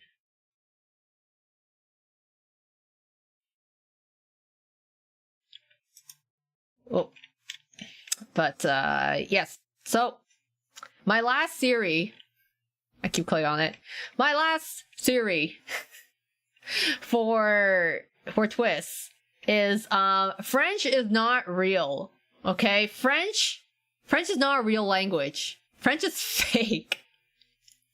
Whatever Rook is speaking isn't real. Okay, French just isn't a real language in Twisted Wonderland. Okay? First off, I never refer to him speaking French, really. Like, the other characters are confused on what Rook is saying most of the time. Like, he is tossing out words out there and like nobody's got a clue what he's like going on about, okay? So I don't think that anyone in this twist so far has been like, oh, he's speaking French. Like, it's never called French. Also, too, in twists, I think like at NRC and like Twisted Wonderland in general, definitely NRC. NRC has a universal language translator. So like, basically it translates language so that all the students can communicate with each other, right? Because they all come from different parts of the world. You know, you have the Shaftlands, you have the Rose Kingdom, you have, you know, the Sunset Savannah. So everyone is speaking different languages. We have a translator for the fairies in the Fairy Gala event. So we have a language translator in Twist so that we can all understand each other, right? So why is it that all of the languages translate perfectly fine, but when Rook talks, he just shows up as French? Like, why? If this universal language translator is working and like we can understand everyone, why is it that we can't understand Rook? Why is there random supposedly French phrases? The answer is because French is not real and he's just making shit up. The reason why the universal translator doesn't work is because French doesn't exist. To And because French doesn't exist to us, okay, let's say you is coming from Japan, right? So if we believe, let's say you is from Japan, they probably have limited knowledge of English, they speak Japanese, they come into Twisted Wonderland, they're somehow able to understand everyone, but then like Rook is all this like weird thing. They probably substituting that whatever he is saying as French. So we're like, oh, we see it and hear it as French. But I think the universal translator is just being like, I have no idea how to deal with this, so I'm just gonna slot in like a language that doesn't sound quite right to you, but is a real language. So he's just saying something that only sounds like French to us, but isn't actually necessarily called French in Twist. Oh, hi Emerald, welcome. Yes, you made it. This is my last theory that I'm talking about here. I'll like do a recap after of all the theories I go to afterwards. And yeah, so the whole thing with French too. No one else in Twisted Wonderland has spoken French. None of the other characters speak French. And like, but then you're like, okay, but what about, you know, the city of flowers, you know, the city of flowers? It's Notre Dame, right? There must be in French. They must be speaking French. And at one point, Rook talks to someone and he's communicating to these people in the city of flowers. So, you know, the other character is like, oh, he must be speaking, you know, the language of the city of flowers. But here's the thing. If no one in Twist knows French except Rook, when he's talking with the other people in the city of flowers, how do we know that he is actually speaking French and not some other variation?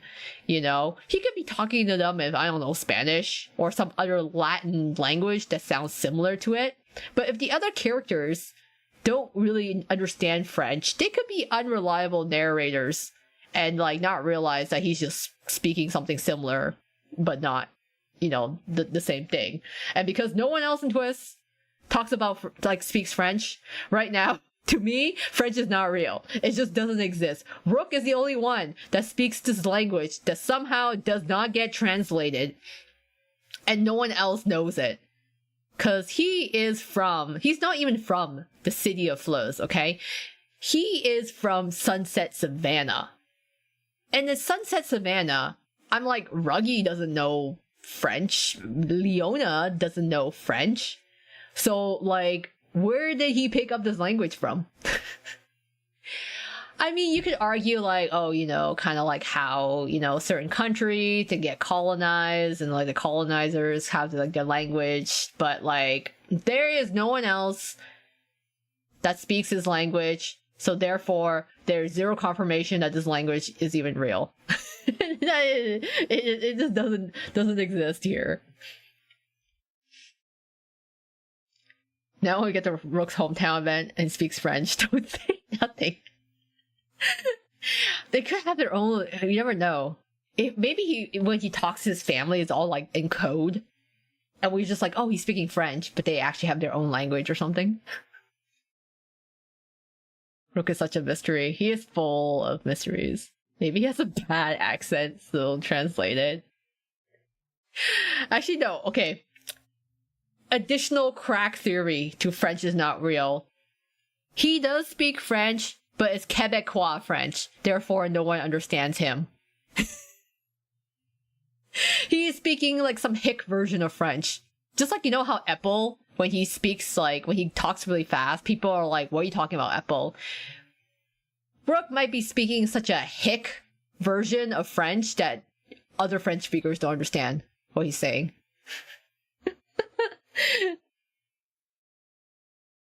Imagine we spoke French and replied to Rook, I think our privacy would be forfeit. Easy because French is art. Maybe his mama's foreigner and speaks French, and that's how he knows it. It could be. Maybe one of his family members does. But until someone else is talking to him in French, supposedly, and they actually give it a specific term, like, oh yeah, he's speaking French, or he's like, whatever, speaking some French's language. This language is not real to me. French is not real in Twist.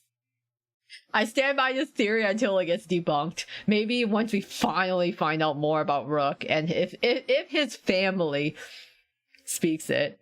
But you know what's funny? Even if his family was like, let's say, speaking French, I still don't believe French is real, because his family could have their own language amongst each other.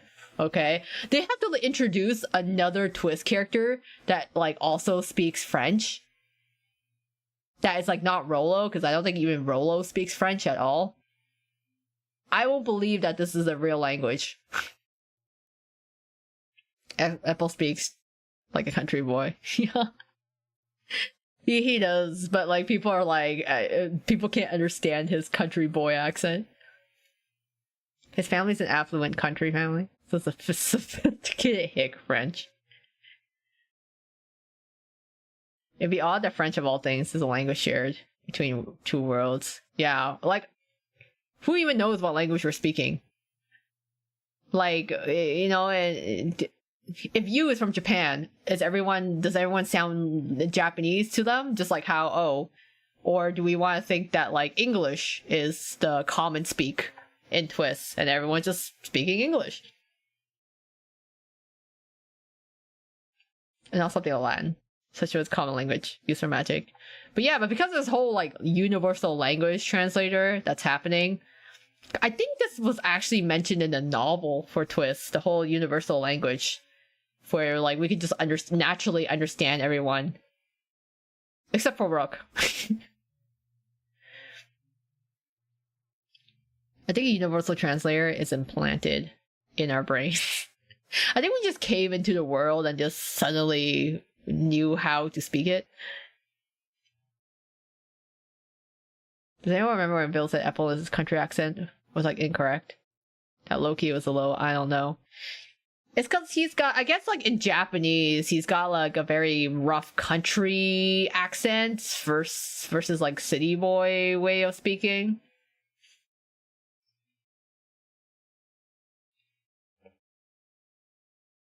Don't worry, I like Rook too.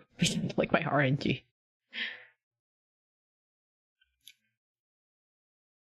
I believe you already covered this. Not that Apple's accent was correct, but speaking is very casual, almost rude. Yeah, I feel like it's like, because you know there's different dialects in Japan, right? Just like I guess like Okinawan and also Kansai Ben. So and then you have like the Tokyo dialect as well, I believe.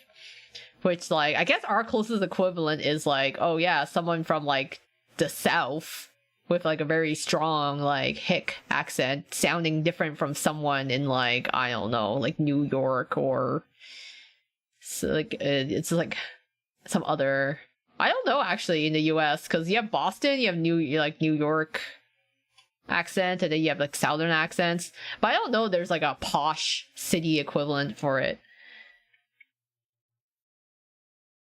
The localizers did Ville dirty though. Yeah, they had to take liberties with the localization. So everyone here, including me, saving for Scully. I'm saving for Scully. I got save for him for October. Okay, because when I read it, I didn't see Ville's point, but maybe because I'm from South, that's the way we speak. Yeah, I think it's just like a difference in like city slicker speak versus country bumpkin. Yeehaw versus yeah. I'm not American enough to really weigh in on this, so I'm just going off of like assumptions of what I've like, experienced. Hopefully Riddle will be nice to come with my free 2 temples. I hope so too. I hope everyone gets like better gacha luck. Now I'm saving for a New Year's Ace. I love it. We're all saving for Scully. I'm definitely saving for Scully. For sure.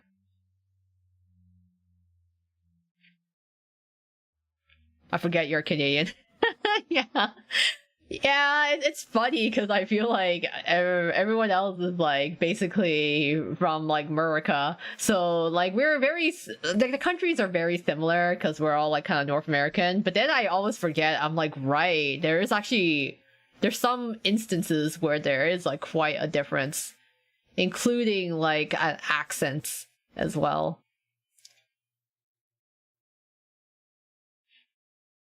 So like the French thing is kind of funny to me because I'm just like, yeah, maybe he's just speaking Quebecois French, which is like a more hick French than like Parisian French.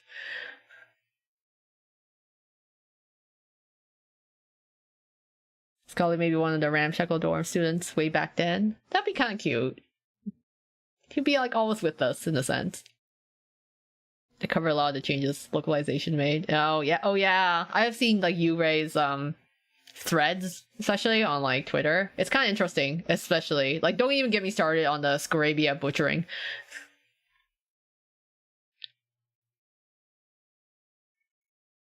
You guys keep calling me combat, so my name doesn't get highlighted.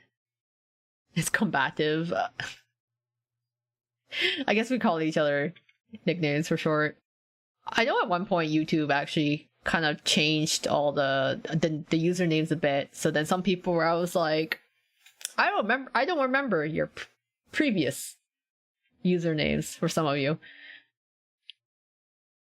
Oh, I accidentally exited out of my slideshow. Hold on, let me get back into it.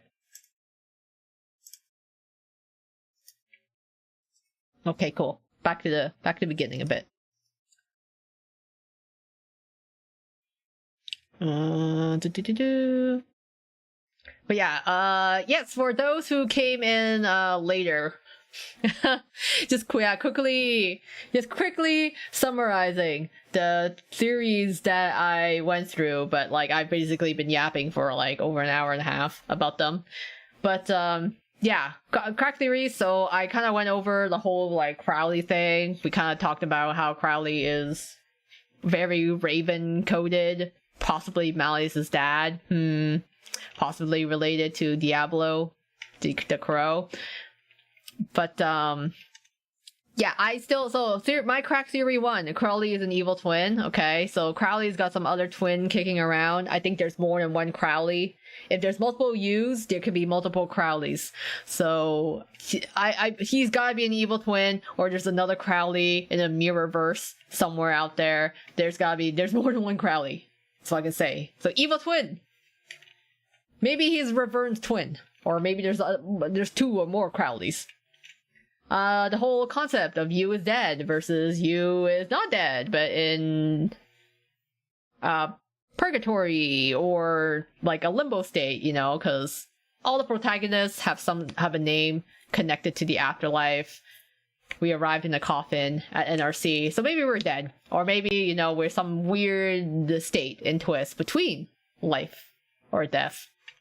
But then my crack theory is that no, actually, we were called into Twisted Wonderland because we are supposed to be the vessel for the final boss, okay? We are gonna get possessed by an evil dragon or some sort of evil lord or spirit, and they're gonna use us as a fine vessel so that like we can basically destroy the world or something off like that. Or we just get tired. We just get tired of Crowley's like shit and like everybody else's problems, and we're like, you know what? I'm tired of being nice now. I'm going to now overblot. So we're gonna do that. Oh my god, Fire Emblem Awakening reference. Yeah, I'm like, it's gonna be a Fire Emblem Awakening. We're actually gonna we're protag, but we're actually gonna be the final boss at the same time.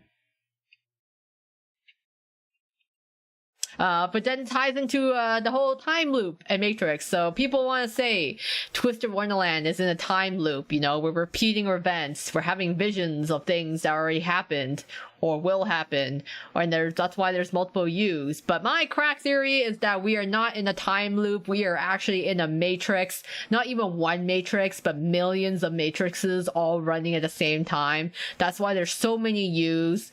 We have millions of U's out there. The ones that we see are only like a tiny little sliver in like the big picture, but actually Twisted Wonderland is happening like a million times in the matrix. We're happening at the same time. And so which then leads to the theory that Twisted Wonderland itself is a matrix, okay? It's all a simulation. We all enter the matrix that is called twist. So kind of like Malice's, you know, unique magic, everyone's put to sleep, but it's on like max steroids.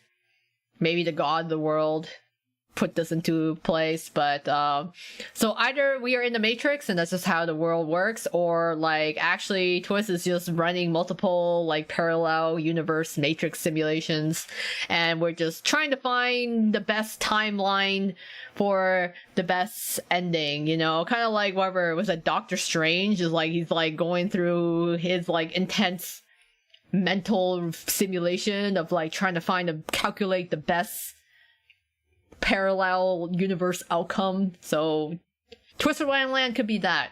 We are running multiple Twisted Wonderlands until we meet that one goal or the outcome that we're trying to achieve. Maybe where everyone lives or something like that.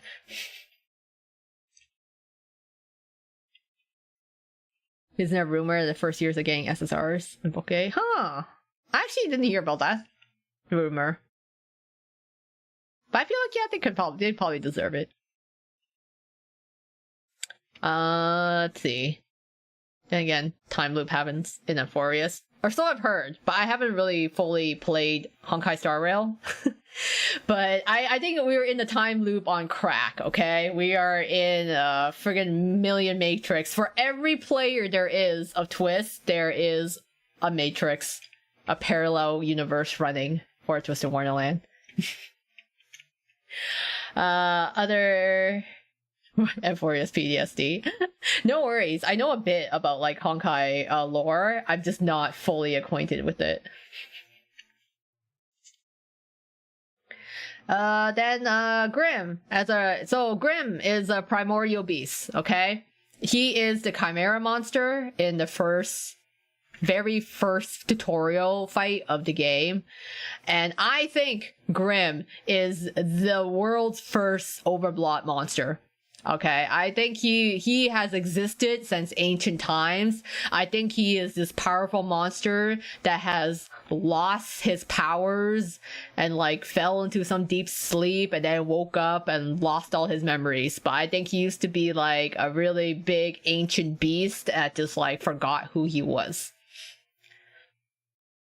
Somewhere else. Okay, have a good night, crows. Yeah, so then, you know, his name, Grimm. Like the brothers Grimm, right? They're like storytellers of fairy tales. They, you know, they're kind of like the author in a sense. So I think Grimm is also, you know, very tied in with Twist itself. He is the beginning and the end. So we start off with Grimm, and I think we're also going to end with Grimm. So he is, yeah. So I think we're gonna find out. He's probably old as hell. If Grimm is that old, then doesn't mean that Crowley knows him already. Even Grimm doesn't remember him. It could be possible. It could be like Crowley's just like, oh, I don't know. Maybe Crowley has like ties to something Grimm. Well, hi, Prince of the Moon. Welcome to the stream. I'm just doing a quick summary of all the theories I went through in like the past like hour or so. But there's also the whole thing of like, okay, Crowley, what are you cooking up? You know, is Crowley trying to bring back Grimm's memories is like if Crowley does know him, maybe he knows Grimm is actually a super ancient beast and Crowley wants to destroy the world or something, and he's trying to get Grimm to remember himself by having him eat all these overblot stones. So that could be a case. If it's part of like an evil plan, maybe we are trying to get Grimm to remember who he was as this like powerful ancient monster, and then he has to eat all these overblot stones to get his like magic back or something. In the end, we have a little faith in Crowley. Yeah, I don't know. We have just little faith in Crowley here. But yeah, I mean, you want to believe in time loop theory. Maybe, you know, he's played or destroyed the time loop before. But it also begs the question of like, okay, if we want to go with the time loop theory, then is Grimm becoming the Chimera monster a bad end or the good end? Right? Are we like, oh, we want him to destroy the world as part of masterful evil plan, or are we trying to find a way to beat this Grimm monster so that he doesn't like kill us? So maybe we're running in this Matrix simulation. Maybe the end of the Matrix will be when we figure out a way to just like bring down Grimm without killing him.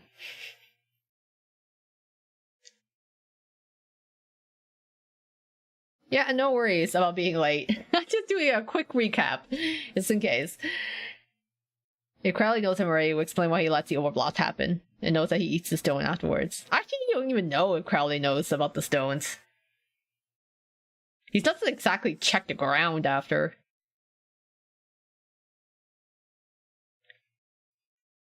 But I think I was missing a time, and Grimm ate it later. Yeah, I think like Grimm has like come back to the scene of the crime and like eaten the overblot stone. But I think, yeah, so Grimm is gonna become this monster. And then there's also the whole question of like, hey, maybe him and you become the final boss together. Or a catalyst happens that makes him transform. I could have sworn he mentioned the stones at some point. I actually don't remember if Crowley talked about the stones. I'm just more surprised that, like, after all the overblots that have happened, no one has tried looking for the stones before Grimm does. Because I'm like, clearly he's eating them off the ground, and we're like, yeah, that's kind of concerning, but no one's stopping him. And you know, you think that after the overblot, it's like, hey, maybe we should look for the rock, but then no one ever does. By the way, have any of you seen a black stone? Suspicious. Why are you looking for stones, Crowley? Are you planning on cleaning them up or purposely collecting them? But it does not stop Crowley from being super sussy, because, like, no matter what, I think, like, he's got some weird evil plan up his sleeve. Or his evil twin does. Also, Leona saw Grimm eat one, as he always does that. And then drops it because of the hassle, too. Yeah, it's like, hey guys, you know, should he be doing that? And then literally went, yeah, not my problem. He's like, I'm gonna stay in my lane. So no, we're not doing enough to stop this guy from eating the stones. And like at one point, he's gonna eat the last stone and turn into this creature, or something horribly distressing is going to happen to him, and he's gonna transform into this monster. And then we'll be like, oh shit. And he's gonna end up like destroying the place. I'm gonna have to fight him. Eventually, it's gonna be everyone's problem once he starts, you know, destroying the, like, Hall of Mirrors, where the ceremony is taking place. But, yes, okay. So then on to less serious series is the Tweels eating their siblings. You know, lots of clues dropped throughout the game. You know, Floyd and Jade are neither older or younger, so they probably hatched from eggs and probably ate their siblings to survive, because there's only 2 of them. Despite there probably haven't been more. I want to point out the trailer for Poke, Crowley is looking in the mirror and see the Great Seven being actual villains. I must have actually known that the Great Seven are really villains. Yeah, I was like, what is he doing with the villains? What is he... How much does he know? I saw people theorizing how he will be mix of all the past overlots of a Crowley? Depends what all past overblots would be. The Grim, though, yes, is a mix of past overblots. Yeah, so crack theory from the Tweels eating their siblings. I raise you, Georgina, as a Black Widow, and she's eaten previous husbands. So the Tweels probably also ate their step siblings, so they became the superior Tweels and dominated. So right now they're a family of 5 for now. So I think she's done I think she's put her man-eating days behind her for now, so that she can raise her 2 boys that have are close to reaching adulthood. But I'm pretty sure this woman has skeletons in her closet and has probably married and eaten her way to being the mafia guy's wife. It's gonna be so jarring when Crowley takes his mask off. It looks like a carbon copy of Malleus. Honestly, Crowley is gonna take off his mask, and then there's gonna be so many posts of people just being like, wood. Wood. Yeah, I hit that. Yeah, cool. Hey! Hey, Malleus, are you looking for a mother? A new one? It's gonna be bad. I can see it.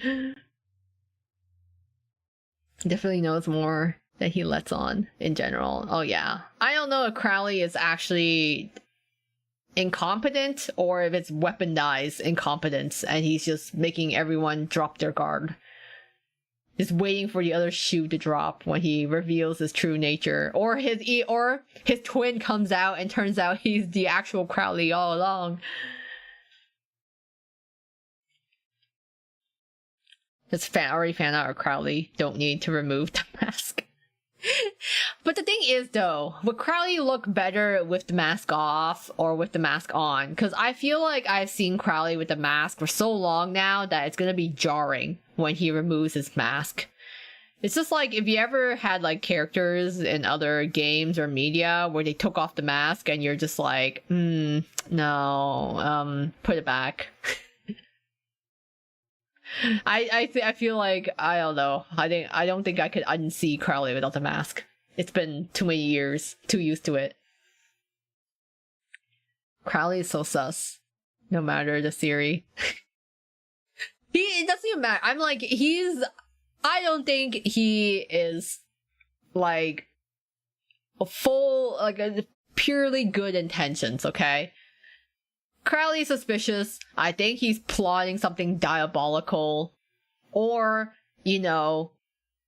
there's evil Crowley that's cooking up something, and then good Crowley is stopping him. I don't know. I'm still going on about the Crowley twin theory.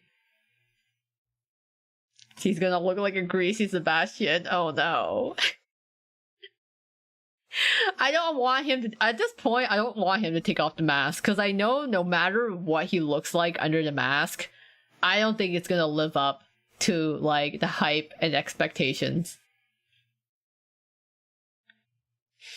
He's gonna either look like a carbon copy of Malleus, which is gonna be really weird, or greasy Sebastian. I want the interdor marks to be over with and get to the juicy parts. Yeah, I thought it was funny. We went from book 6 and 7, which were extremely high stake world ending events. Idia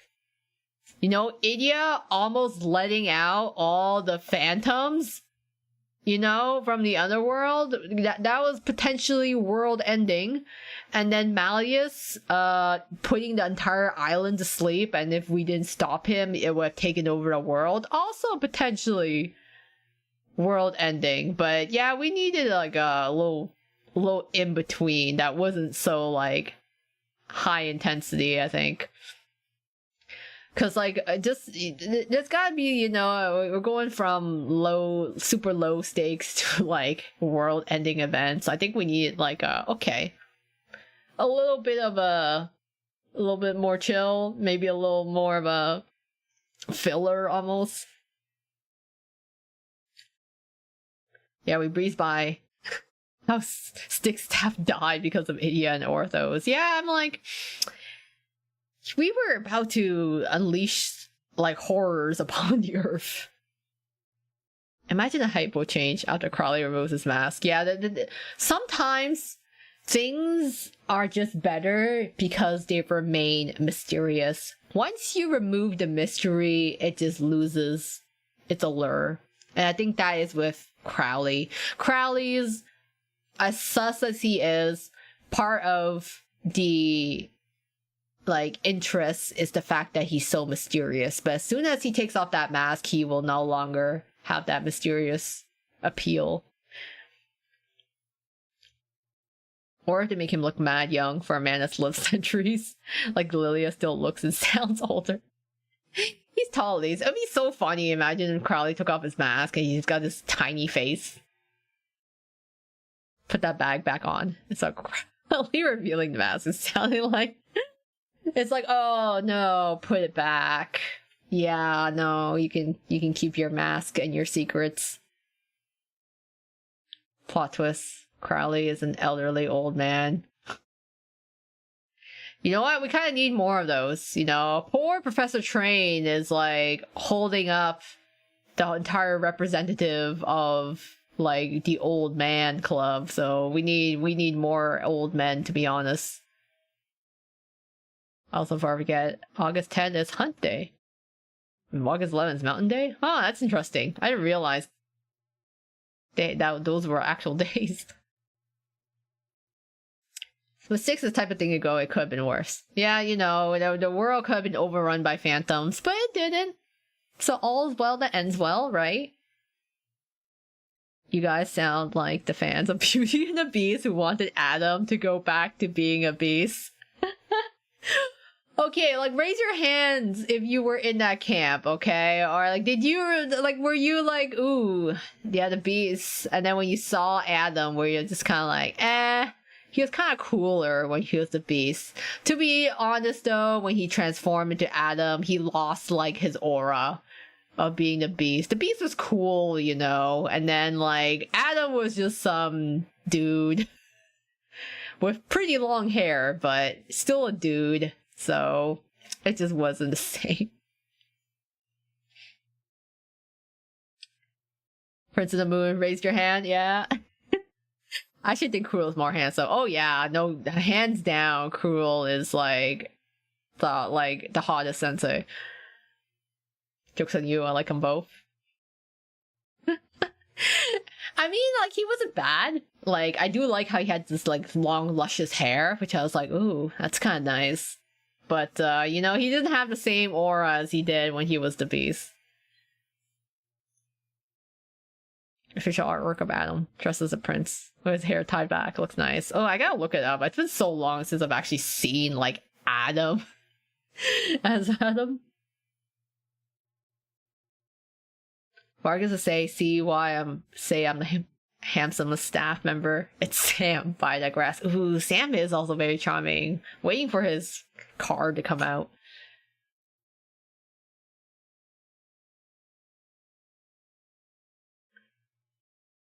Yeah, the Cruel Club. Grab his card so fast. Forget the other staff.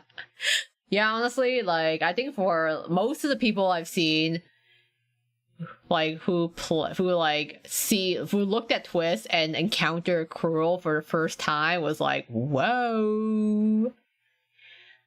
They're like, who is this? Because it doesn't even matter if you are a man or a woman, like, Cruel just, like... Cruel is just, like, really handsome and appealing to both. Human Adam's alright. He's just some dude, though. Yeah, like, he's just some dude, right? It's like, he's gotta know it's not the same as when he was the beast. Sam's card is so late by now. Yeah, I'm actually surprised they didn't do Sam's card. Like, did they forget Sam? What are they saving him for? I'm sad I don't have Crowley card for dual magic. Ah, I think I got Crowley for one of my accounts, but not the other. It's been a year since Vargas released. They got my man trapped on the other side. Oh yeah, I am actually surprised they didn't release a Sam card. I know he's not a teacher, but he's still, like, part of the staff. I feel like I dropped Train's name now. I'm gonna receive virtual stares. Oh, are you hot for Train? Are you like hot for Sensei, but for Train? Or are you like into the Osans? Actually, does he even count as an Osan? Because an Osan or OG-san is more like an uncle. I guess he's more Osan. Or Gigi, I think. Nah, he's more Gigi. He's like Gramps. But he's got his charms though, to be honest. I got Crawley on the rerun, not for a duel, to make it work. Yeah. How the tables have turned, Crowley. Now you have to farm for me. Train is pretty good. Like, Train is actually such a nice guy. Like, out of all the teachers, you gotta admit, Train actually cares about us. I'm gonna be delusional thinking how it will revolve around him and his villain, Dr. Facilier. I think it'd be cool, actually. I actually would love a hometown event. Because, like, he's from, like, what the...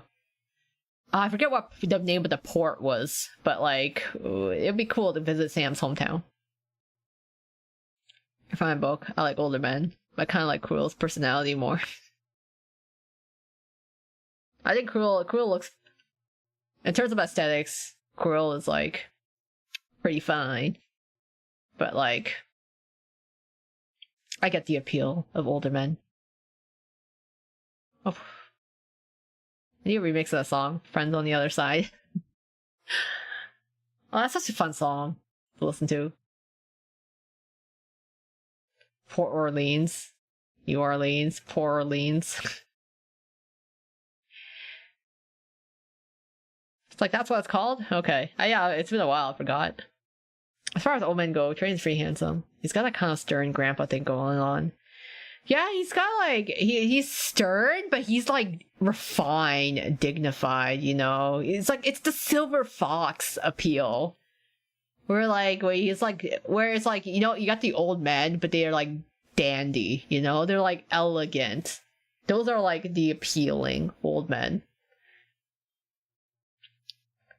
I mean, I like Vill's dad. I think Vill's dad, Eric, is pretty hot. I don't have any of the staff cards because I was too scared to not have 200 pulls or Sam. But he's still in here. Wow, yeah, you probably have to be saving forever. Wish I pulled for Trainer Vargas, since he's likely to be Sam's duel. True. I also wonder how Train is to trip on his robes. Yeah, I'm like, maybe because he just walks very slow. Oh yes, Eric Venue. Vill's dad is pretty fine. Like that is he's got that handsome actor look to him. Sam SSR along with Epple and Floyd would make sense too. That'd be kind of cool. We just need Sam to actually come here. Oh yeah, I forgot my last theory. Oh yeah, that was my last theory. French is not real. I literally have 400 pulls now. Oh, you ready? You're like so prepared for Sam. I hope they actually release him soon. I'm surprised I've been taking this long. Oh yeah, Vill's dad got the community crying out for him, begging to marry him. Both genders, yeah. Cause even during the event, I'm like, Ace, get out of my way. I'm trying to get to Vill's dad, and you're like basically glazing him nonstop. I'm like, you're stealing the spotlight. It's like, we get it. We all want a piece of Vill's dad to get in line. But I think it's really funny too, because people keep making comparisons of like Phil's dad, Eric, to like Mads Mikkelsen. To the point where Mads actually knows the existence of Eric. Because people just kept making references. I'm sitting here twiddling my thumbs waiting for Halloween. Yeah, it's gonna be a bit. What, 2 months? Actually, yeah, it's not even that far off. Oh god. Time moves too fast. Halloween's in 2 months. Ugh! I'm still trying to enjoy summer. I don't like winter. So fall is too close to winter.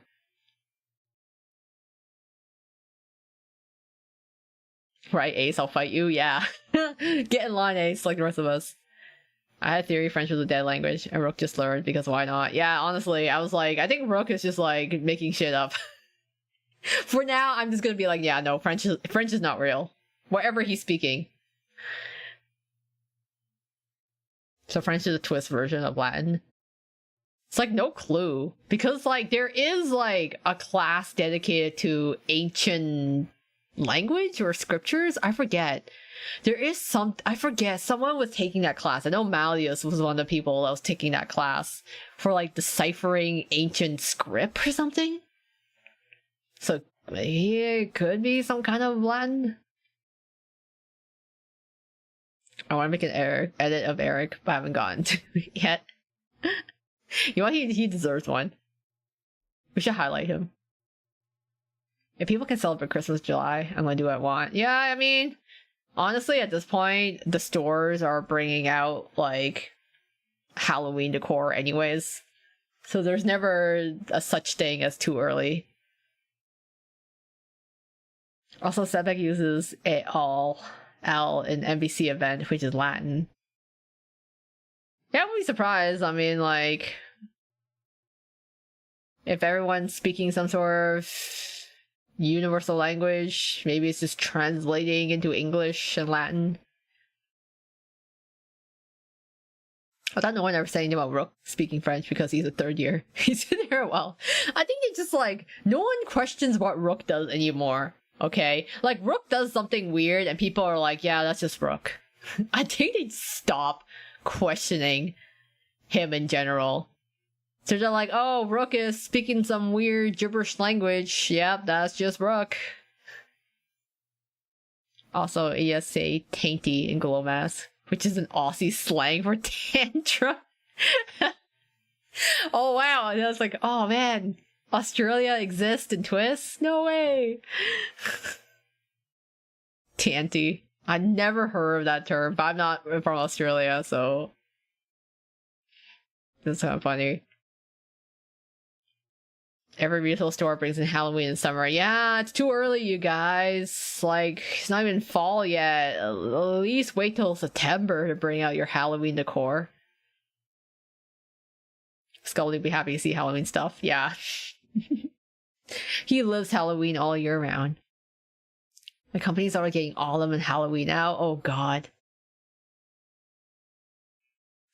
Getting all those colors ready. I think it's too soon. Too soon. Anyone got a poll for NBC Part 2 SSRs? Oof. No, I have to wait. I have to do it for Scully. I'm tempted. I'm really tempted. I think I'm gonna aim for, like, Scully, mainly. Actually trying to remember who was the SSRs for the second Nightmare Before Christmas event. I gotta look it up again. It's been a while. Because I was like keeping myself as spoiler free as possible. Scully's my type of man with that excitement. Halloween needs love. Yeah, I don't like how the excitement has died down. Yeah, it's been kind of rough. I feel like I've not experienced the excitement of Halloween in many years because I don't really get trick-or-treaters at my door anymore. This also makes Scully a pumpkin latte kind of guy. I could see him being into pumpkin spice lattes and like pumpkin pies and pumpkin soup. That'd be Deuce, Jack, and Ruggy. Okay, thank you. I remember, like, I was like, I vaguely remember Deuce was one of them. I do kind of want to pull for Deuce, I won't lie. So, maybe a 10 or 20 pull for Deuce. And then, the rest for Scully. But, I have a problem, you see, because, Idia's birthday is in November, and Rook's birthday is in December. So I still got some birthdays I need to go to. And the Tweels! The Tweels are also in November, so I'm going to... The fall time is killer for me. I got way too many banners I got pulled for. I have some in mind, I'm so scared to jinx myself. Oh man, I have Overblot, Riddle, and Scully are close for banners. Ooh, I think Overblot, Riddle, wasn't he coming out this month? They're dropping Overblot, Riddle next month ahead of the Halloween rerun.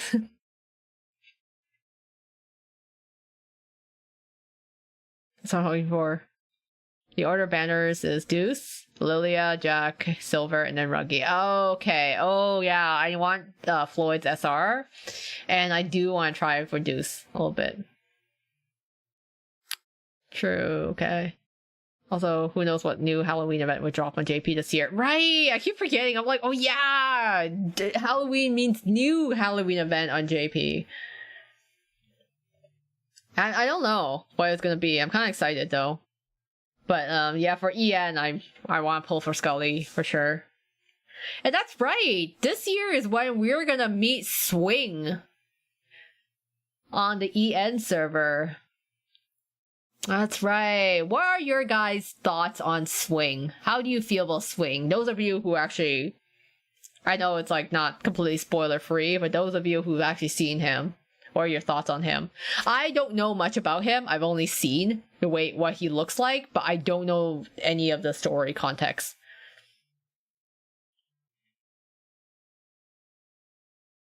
Here's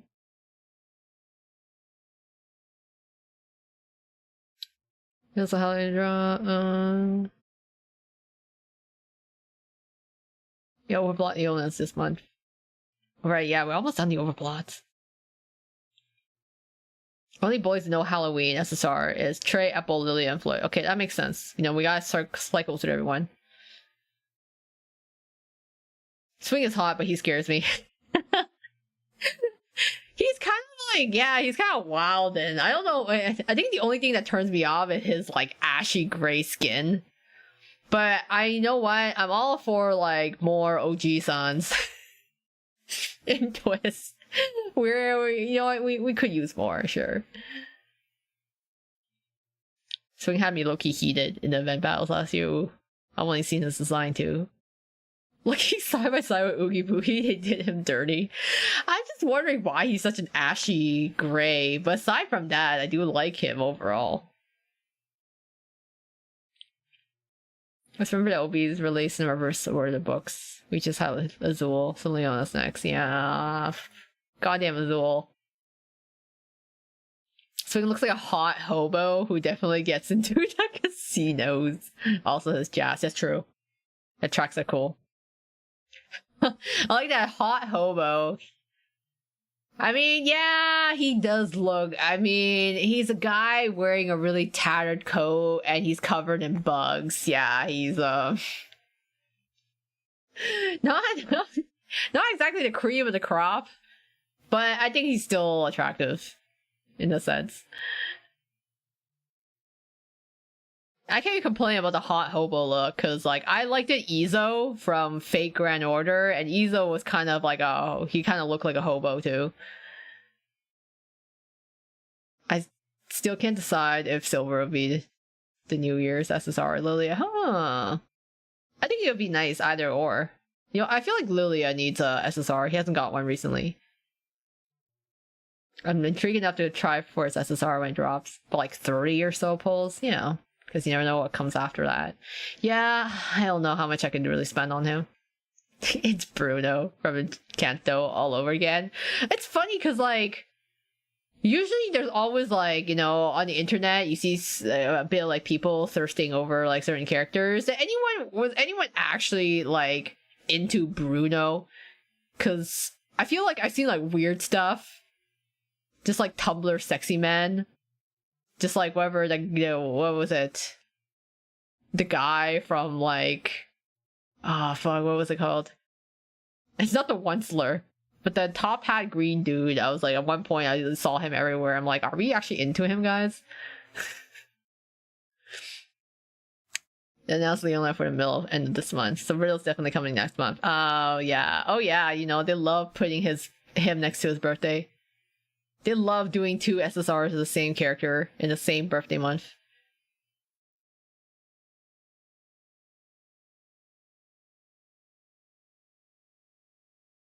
We're gonna talk about Swing as a mix of prisoner uniform, asylum patient clothes. I mean, Oogie Boogie was wearing a burlap sack, like, or a potato sack. Like, there's only so much you can work with.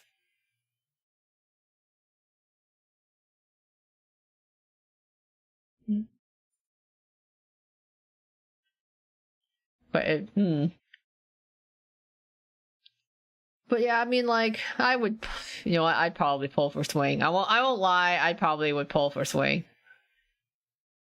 Just to add, like, more, because, you know, we're just underrepresented in the OG-san category. I need to add him to the collection.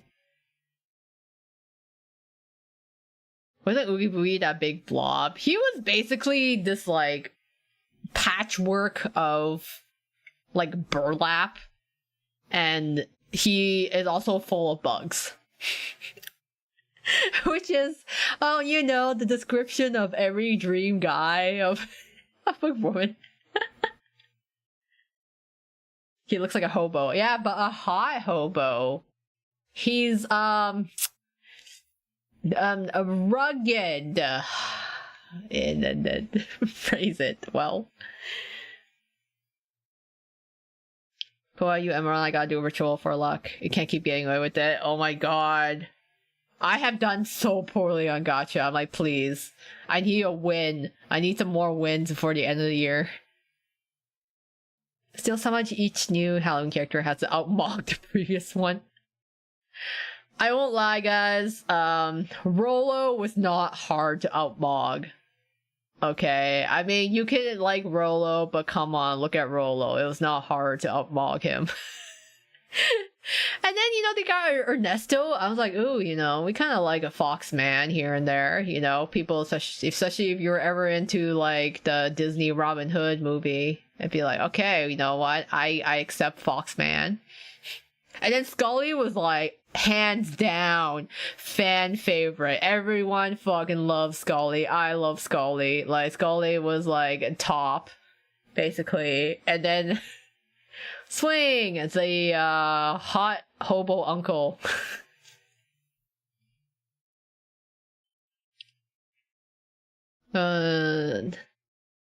Maybe Twist Captain Hook we manifest. Please! I'm manifesting! Twist! Give me Captain Hook! I'm begging you! I need him! I love doing that. They just birthday overlap with a lot of OBs. Yeah. God, Twist Ian loves doing that. Just multiple banners of the same character. Oogie Boogie was a collection of bugs that wore a sack over themselves. Yeah. Jamil's absolute worst nightmare.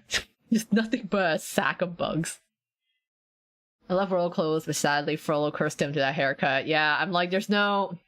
The big hat and the bowl cut just did not... I'm sorry. It could not be saved. Ernesto never came home. He never came home for me, too. I couldn't get Ernesto. Sadly, I could not. I got Rolo pretty quickly, but I could not get Ernesto. I wish this duel would be one of the characters from the event. Makes it easier to fit into teams, too, if he duels. Oh, yeah. With, like, Deuce instead of Grim. Yeah, that's true. I wish it was actually the other SSRs in that event. Rolo's favorite, both in looks and personality. I have questionable taste. That's okay. But it's okay, too. You know what? Rolo, I feel Rolo is really popular on the JP side. Like, I see a lot of... Like, I've seen a lot of fan art and dojins of Rolo, and, like, a handful of people also, like, do, like, Yume ships with Rolo. Wait, I like Rollo's haircut. He eats. You know what? You know what? I can't say anything, okay? I can't say anything about Rollo's haircut. I like Rook, okay? I like Rook. I am in no position to judge anyone else's haircut. Guys, I can fix Rollo, please. You can be his Maria. You can be his salvation.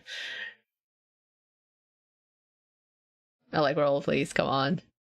I think Rollo is just one. Rollo just looks so fun to bully. I won't lie.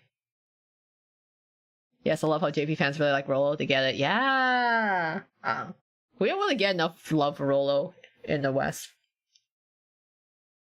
We need to change our luck right now. Yep. Especially on EN server. Rollo doesn't need fixing. Oh, grab Malice. Oh my god. Or he's sacrificing Malleus. Hey, I mean, if it changes our luck around. Not a bad idea. Maybe I have to start sacrificing Azul. If that means I can get Scully. I think Rollo will look weird if his hair was any longer, now that I think about it. Okay. Long hair Rollo, yeah, looks weird. What about rat tail Rollo? What if we kept his hairstyle but gave him a rat tail? Would that be a downgrade to his design? I think Idia should have been Rollo's duel. Yeah, I think if you should have at least been a duel with the other, like, SSRs. Rook, my beloved. Can't say anything about his haircut. I had exactly the same for many years. I had, like, a bowl cut as a kid. And, like, kind of had, like, one, too, when I was, like, slightly older. But I didn't have, like, straight cut bangs, though. What about Rollo with the same hair, but just slightly longer? I feel like if it was, if it was any longer, he'd start looking like Rook, but worse somehow. So I think Rollo with short hair, or maybe, or like, you know, his hair was maybe side braid. You mean like long enough to put in a small bun? What about Rollo in a man bun? It's not a bob cut, that's basically a bob. But my ends were untamed. They kept growing outwards. I used to have like a kind of like a asymmetrical bob cut where it was like shorter in the back, but then it gets longer in the front. That's a while back ago. Now I just grow up my hair. Has anyone seen that Vampire X Hunt comic for Rollo and Rook? Huh. I don't think I have. I don't remember if I've seen it. But I have to say, I haven't really been on Tumblr, so. Yeah, I think like Scaramouche and Genshin. Oh my god, yeah, same haircut, slightly longer. Yeah, that's true. I didn't like. I remember there were some Scaramouche comparisons, but now I'm remembering it. Yeah. For Scaramouche, it seems to work. I don't know, somehow. I don't know if Rollo maybe this is the hair color. But I guess, yeah, they do have like similar haircuts. I think it's just like the haircut along with his big ass hat. I had Bob middle school, it ends a curled inward. I got called Dora a lot. Oh no, not Dora.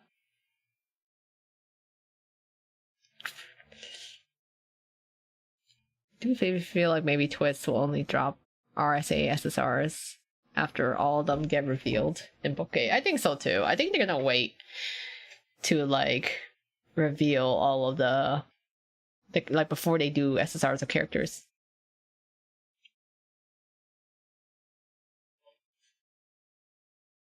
I haven't played Genshin in ages. Do you have the same JP series? Ooh. I actually don't know. Because I play Genshin in English, to be honest. So I'm not too familiar with the JPs, or the JP voice actors. I love one of those 60s girls. Rollo has Novia at JPV. Oh, cool. Novia is my main husband. Good choice. Zhongli is my main husbando in Genshin. He's like my top. Is there RSA staff? I know there's a mention of Sam counterpart. Okay, his voice actually. I'm not familiar with Sam's voice actor. I have to look it up. I actually don't remember Sam's voice actor. So I have to like look. I was called French because of my Bob, which I was joking. It's part of my history. But you're not French. Koa, as in he tops you? What? Who? Zhong Li? Sorry, I lost flow of the. I'm like, wait, are we talking about Sam or Zhong Li? Oh, are we talking about my top husband though in Genshin, which is like Zhong Li. As he tops you, you know what? Sure, I'll take either or. Why not? For Mr. Zhong Li, for sure. Your Genshin Impact husband, yes, Zhong Li. Zhong Li's my top husband though. If he wants a top, so be it. That Mrs. S lady. What?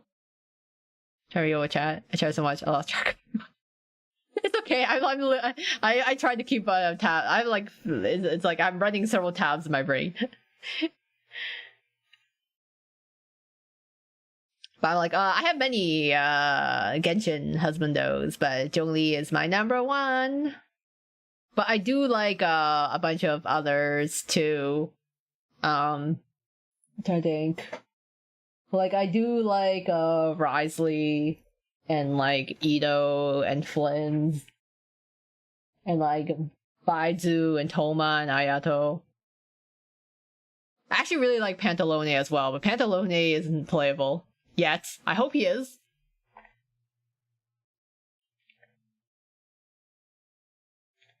Sir Sam counterpart as Tiana counterpart. Oh yeah, RSA. Right, yeah, RSA had like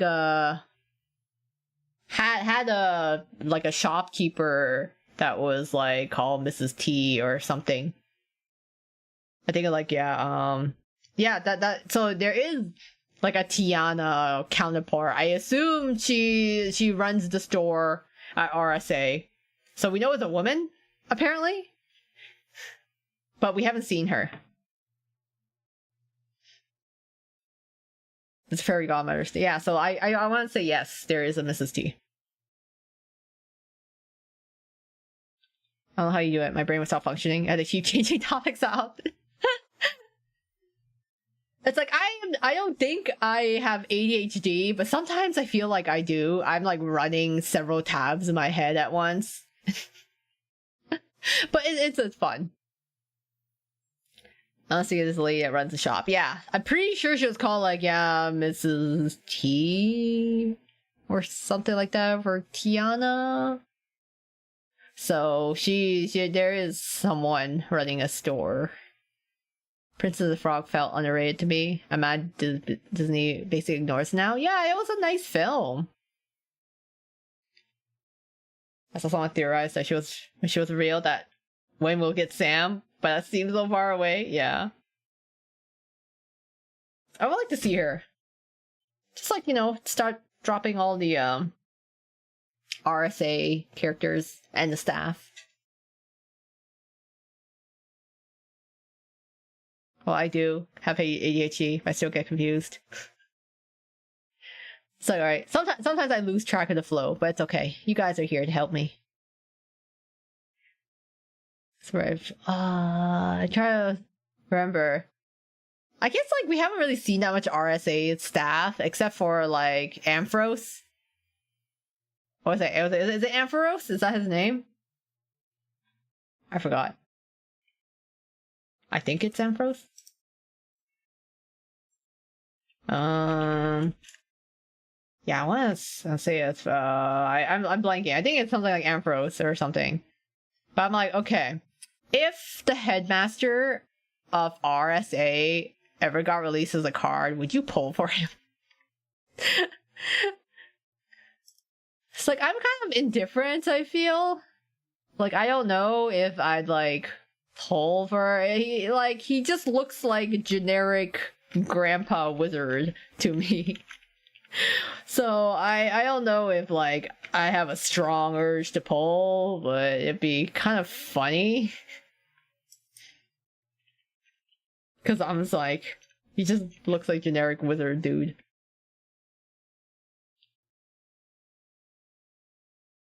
They're gonna tie Sam and Halloween event. They want to do it soon.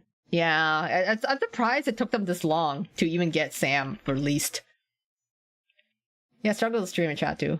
Unless I make it clear, I probably only check chat now and then. I like reading chat though. I like reading all your guys' combos. I do my best to keep my line of thought. Train of thought. No, never. I hate that man. Okay. No Ampharos for you. Yeah, I don't know if I would. I'm just kind of like,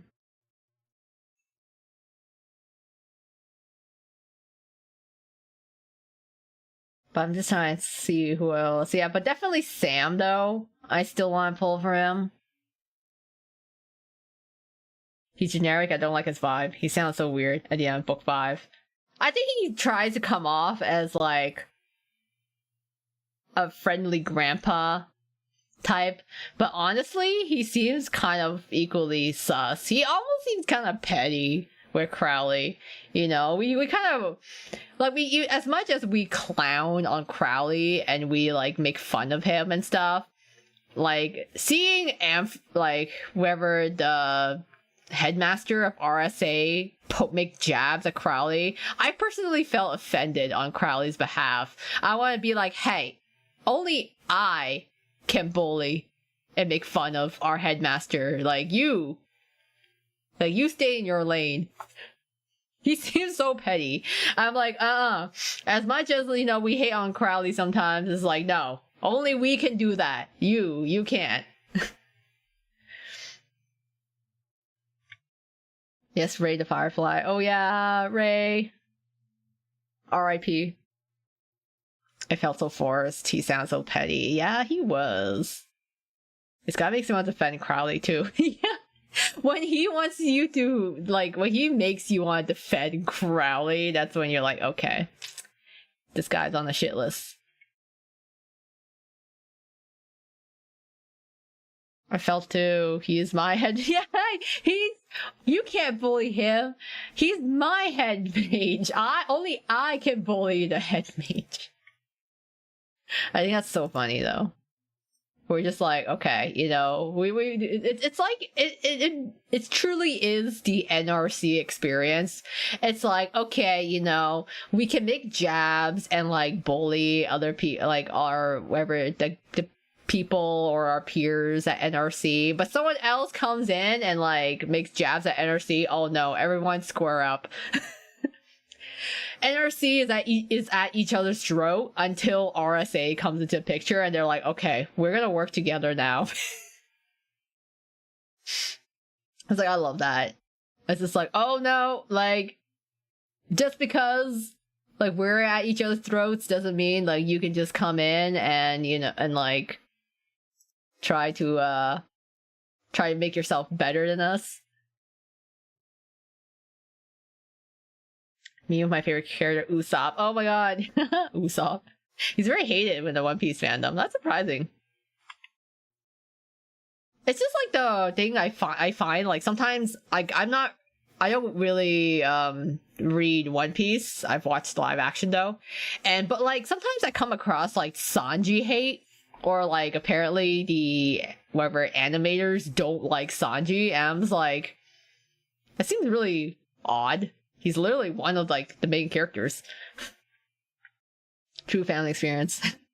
I bet RSA isn't as polished as they try to appear. Yeah, I think, like, they come off as goody two-shoes, but I feel like there are some characters that aren't pure goody two-shoes, you know? Just like how, you know, Nej and Riel are, like, the pure types, but then you get people like Minaje who are still nice, but aren't, like, you know, the completely pure naive ones, like, I feel like they could be scheming if they wanted to. That's what I think also.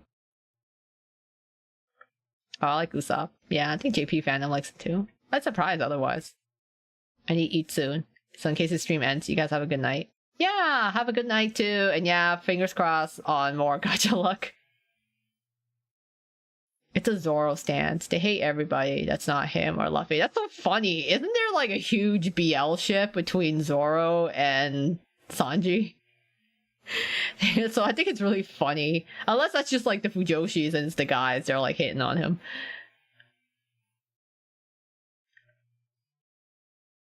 Sounds like a Western fan to me. Just ignore them. Oh, yeah, true. There's always gonna be discourse and disagreements.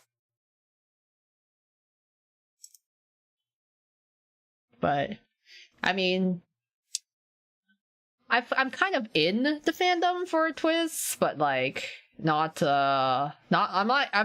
very much a lurker, and I don't really post as much, even though I feel like I should be posting more, especially on Twitter. But I don't know, at this point I'm just like whatever. I think I've seen it all at this point in the fandom. Mind you, Luffy would hate them with the way they talk about Usopp. Yeah, I'm like, guys. What? I thought we were all nakama. Why are we hating?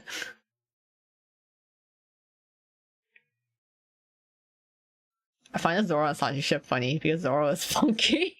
Sanji bathes every day while Zoro bathes once a week. Yeah. I try not to encounter the Western side of things too much. My own sanity. Yeah, it's like curating your own little group. Because it's like it gets pretty wild. I've been luck on gacha this year. After I get my OB riddle, I'll give my luck to you guys. I'll pass it down. Oh, thank you. Appreciate sharing the wealth. But yeah, I've been like pretty pretty unlucky, but I haven't really been pulling as much too on Twist. Because I've been saving, so I don't really go to pity like I used to. Yep, gotta take care of yourself sometimes. Yeah, I had to block any anime related tag years ago. It's a rancid over there.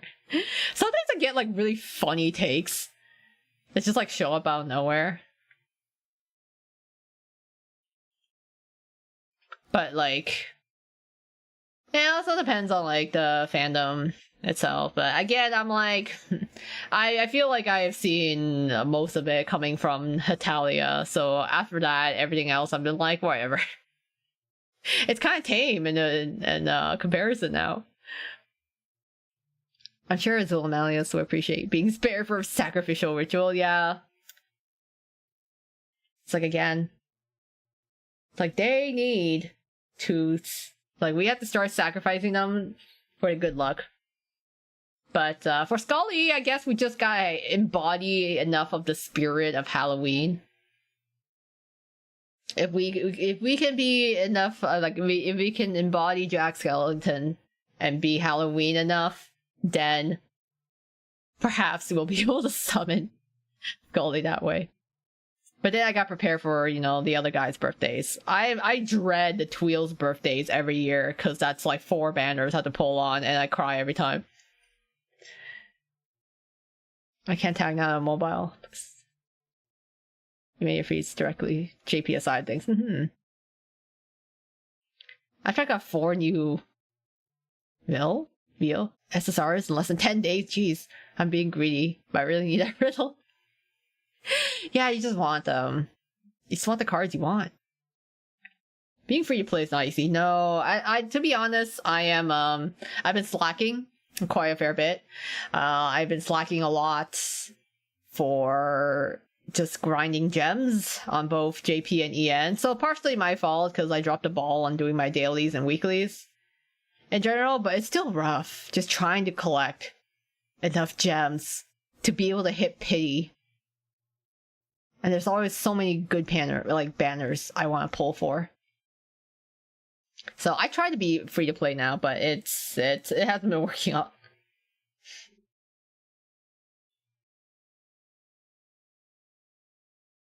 Yeah, I've been on my phone this whole time. Oh, okay. I didn't realize you couldn't tag on mobile. Even I'm learning something new. I haven't logged in today to Twist. I don't think I've logged in either. I've been really bad at it. I'm just like, I just keep forgetting to do my dailies. I've been trying to get back into Genshin because Neznaya got released. So I'm actually trying to get back into Genshin now. But I have not played in a while. I also been playing Fields of Mysteria because Fields of Mysteria's full version got dropped. So I've been playing other games and then I just forgot to do my weeklies and into us. I tried to be free to play, but I was gonna buy Halloween Cater. Now he has 2 SSRs that cost you 100 pulls. Yeah, I don't know, bestie. Bestie, you kind of expensive. Like, bestie, we gotta start budgeting. I think I realized so many gems because I became a low spender. I had like 9,990 gems. Oh jeez. That's pretty crazy. I don't know the most amount. I feel like the most amount of gems I ever had at a time was like 3,000. But it's hard because there's always banners I want to pull for. So I'm really bad at saving for long term. Even though I'm like, okay, I gotta save for Scully, then the Twill's birthday, then Rook's birthday, then Idiot's birthday, and then Azul's birthday. So I'm like, I just get hit with all the birthdays. But I feel like we are almost... JP's side? I feel like we're almost done the Bonbonniere set. I try to remember on JP who starts the birthdays. I think it's Jamil. Hold on. Jamil. I think we're almost done the set. Let me see. When's Jamil's birthday? Jamil's birthday is September 12th. Okay. So I think soon. Yeah. So that means like basically next month we should be seeing a new series. That's crazy. I feel like it was just yesterday the Bonbonniere series has started. I couldn't put money if I wanted to. Crowds having the APK. Hey, at least you are saving money. You know, maybe you're forced to be free to play. It's unfortunate, but you are. It's helping yourself out by not spending money. Yeah, Jamil starts next. Riddle's the last bonbon. Yeah, new series. I wonder what their new series is gonna be. I thought that I kind of liked the Bonbonniere, but it wasn't my favorite, I'll be honest. I think my favorites is still the cozy wear and the Broom K. So Bonbonniere, it was hit or miss. Some of them look good, others I just didn't agree with the colors. So I'm curious on what their next series is gonna be. I'm hoping it's gonna be like casual wear, but more personal. It's really nice meeting Jamil Oshi for JP to see him introducing each new theme. Yeah, I want to see more in casual wear. That's not just their sleepwear. I hope with the new birthdays we get 30 free pulls and the ability to snag characters' old birthday cards with tokens. Yeah, because honestly, after like 5 or 6 years of birthdays, it's like, okay, I can only pull on so many birthday banners, like retroactively. Jamil's birthday is 2 days before mine. Oh. Gotta channel that birthday luck. What they did to Phil was diabolical. It's like it's cards. I try to remember Ville's Bonbonniere cards. What was it even? Because I actually really liked the Tweels Bonbonniere cards, but like, I think I did not like the summer colors. The yellow background was just like, well, I didn't like that one. Back then at Savage Malleus, that's my favorite. 0 SSRs outside his birthday cards. If the RSA boys get birthday cards, it's so screwed. Oh my god. That'd be great, also horrible. I would never be able to keep up. I like the bottom of cards, the fall ones. Yeah, I think I liked it, the fall ones. Now I'm trying to remember what the Vil one looked like for his bonbonniere. Hold on. Oh, that's the one that gave him the hat, right? He was like pulling off the Michael Jackson look. I mean, I thought he actually, I kind of liked it. I don't know how I feel about his groovy, but like his regular outfit, I kind of like the hat, not gonna lie, and the jacket. Same for the Halloween boys, but I do appreciate those fan arts, the Halloween characters in their own birthday blazing jewel top. Yeah, you know what? I wish, I wish Scully got a birthday card too. That'd be nice. Because I'm like, I think we just want more Scully. He needs to be more than just a one-time Halloween event. I think like we just want more of him. Just give him a birthday card, give him another card. I feel like people will pull for him. He's loved enough.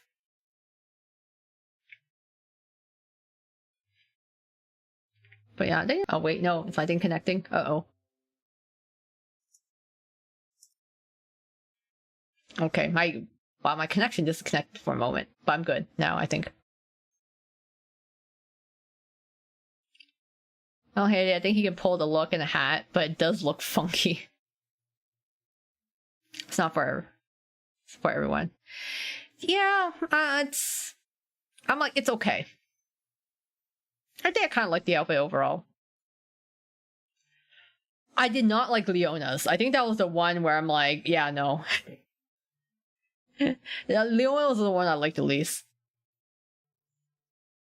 Just wait for when Scully's SSR drops on for the servers to break things to Scully fans. Oh jeez, we're all waiting for Scully. We all want to pull for him. I just love Halloween. I'm sad Scully will get one card. And then after the NBC 2 event, we never see him again. I know. It's so sad. I was hoping he would show up for the second part of the event, but he didn't. I like Leona's. I like the Michael boys. I guess. Funny enough, I don't know. I think it was like he just looked straight. Yeah, I think it was something with his outfit. It just didn't sit with me.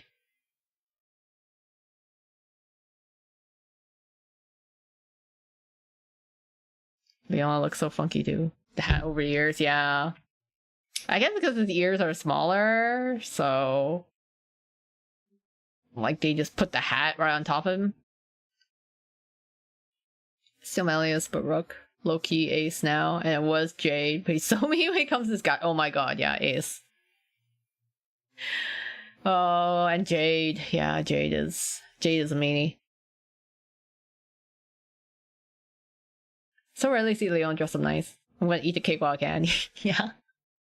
I really like the Leona's Halloween card. His Nightmare Before Christmas. That's probably one of my favorites. He just looks so good in that suit. He was all dressed up, hair slicked back. It was a good look on him. It's good luck getting him do it on a regular basis. Yeah, no, it's nice, you know. Sometimes when they change their hair or part in a different way, you're like, ooh, it's like nice and refreshing to see. So I got that Leona's Halloween card, and I liked it. I was like, yes, I appreciate it. It was my favorite out of, like, you know, Jamil's and Sebek's was also nice too, but I really liked the Leona one.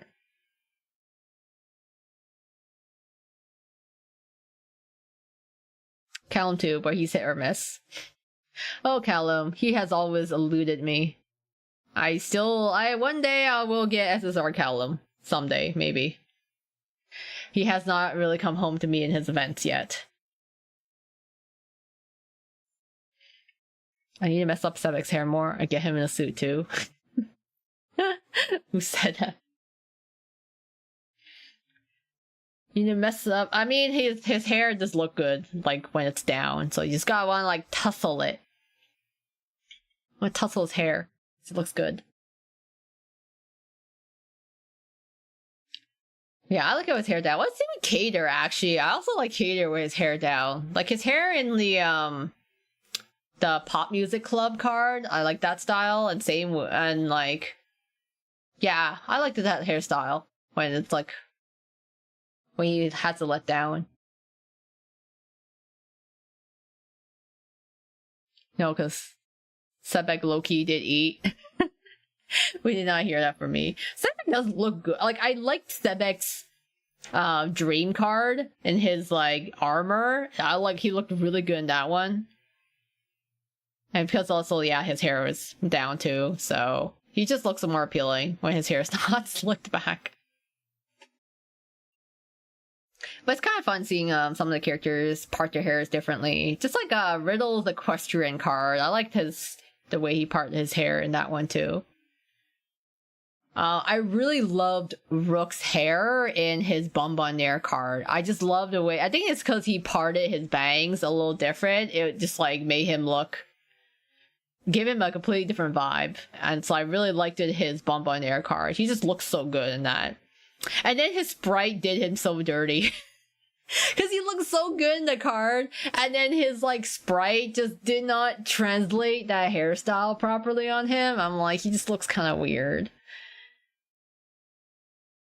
Oh god, that's good strategy. Rook is mean for me, but I cannot pull for my husband. Yeah, I'm biased for my faves. I always try to pull my faves. Yes, I love his hair there, but not the model. Yeah, I'm like, what happened? Why did his model look so off? But then his card was just like, on point. It's just like, it was a little disappointing. But, I mean, I feel like sometimes, like, the art really does, like... Yeah, sometimes the model just can't keep up with how beautiful the art itself is. I mean, we'll never forget Silver's forearms that should be more muscular than his model looks. I like Cater's hair tied back in his bonbon. It's down in his Halloween card too. Damn you, bestie. Damn, bestie, you slaying. Who told you you can look that good? But yeah, I do like it when his hair is down. It looks nice. It's like, you know. But, I know how they made Obi Azul's arms muscular in the card art, and then his... Oh, yeah, the noodle arms. I feel like everyone gets subjected to the noodle arms. Because even, like, the Tweels, if you look at their Mer cards, like, they look really muscular, but then they're, like, noodles in Sprite.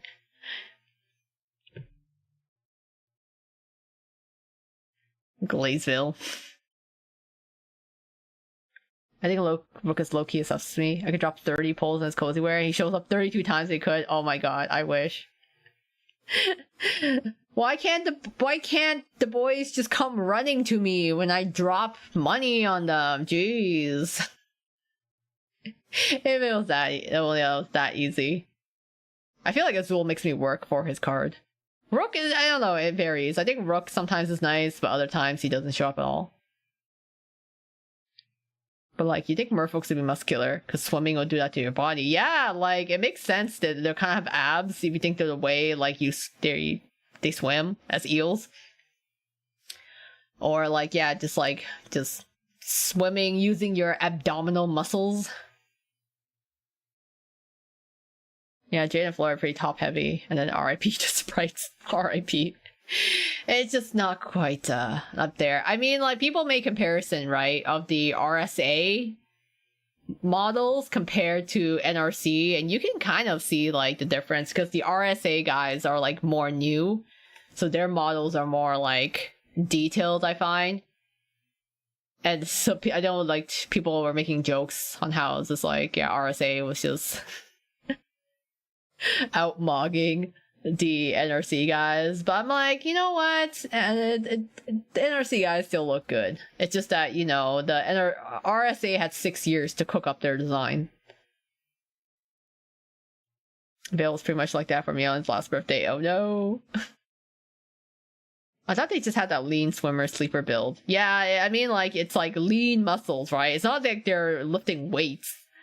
and like, you know, they're not going for glamour muscles. It's like pure, just like, yeah, swimming, swimmer.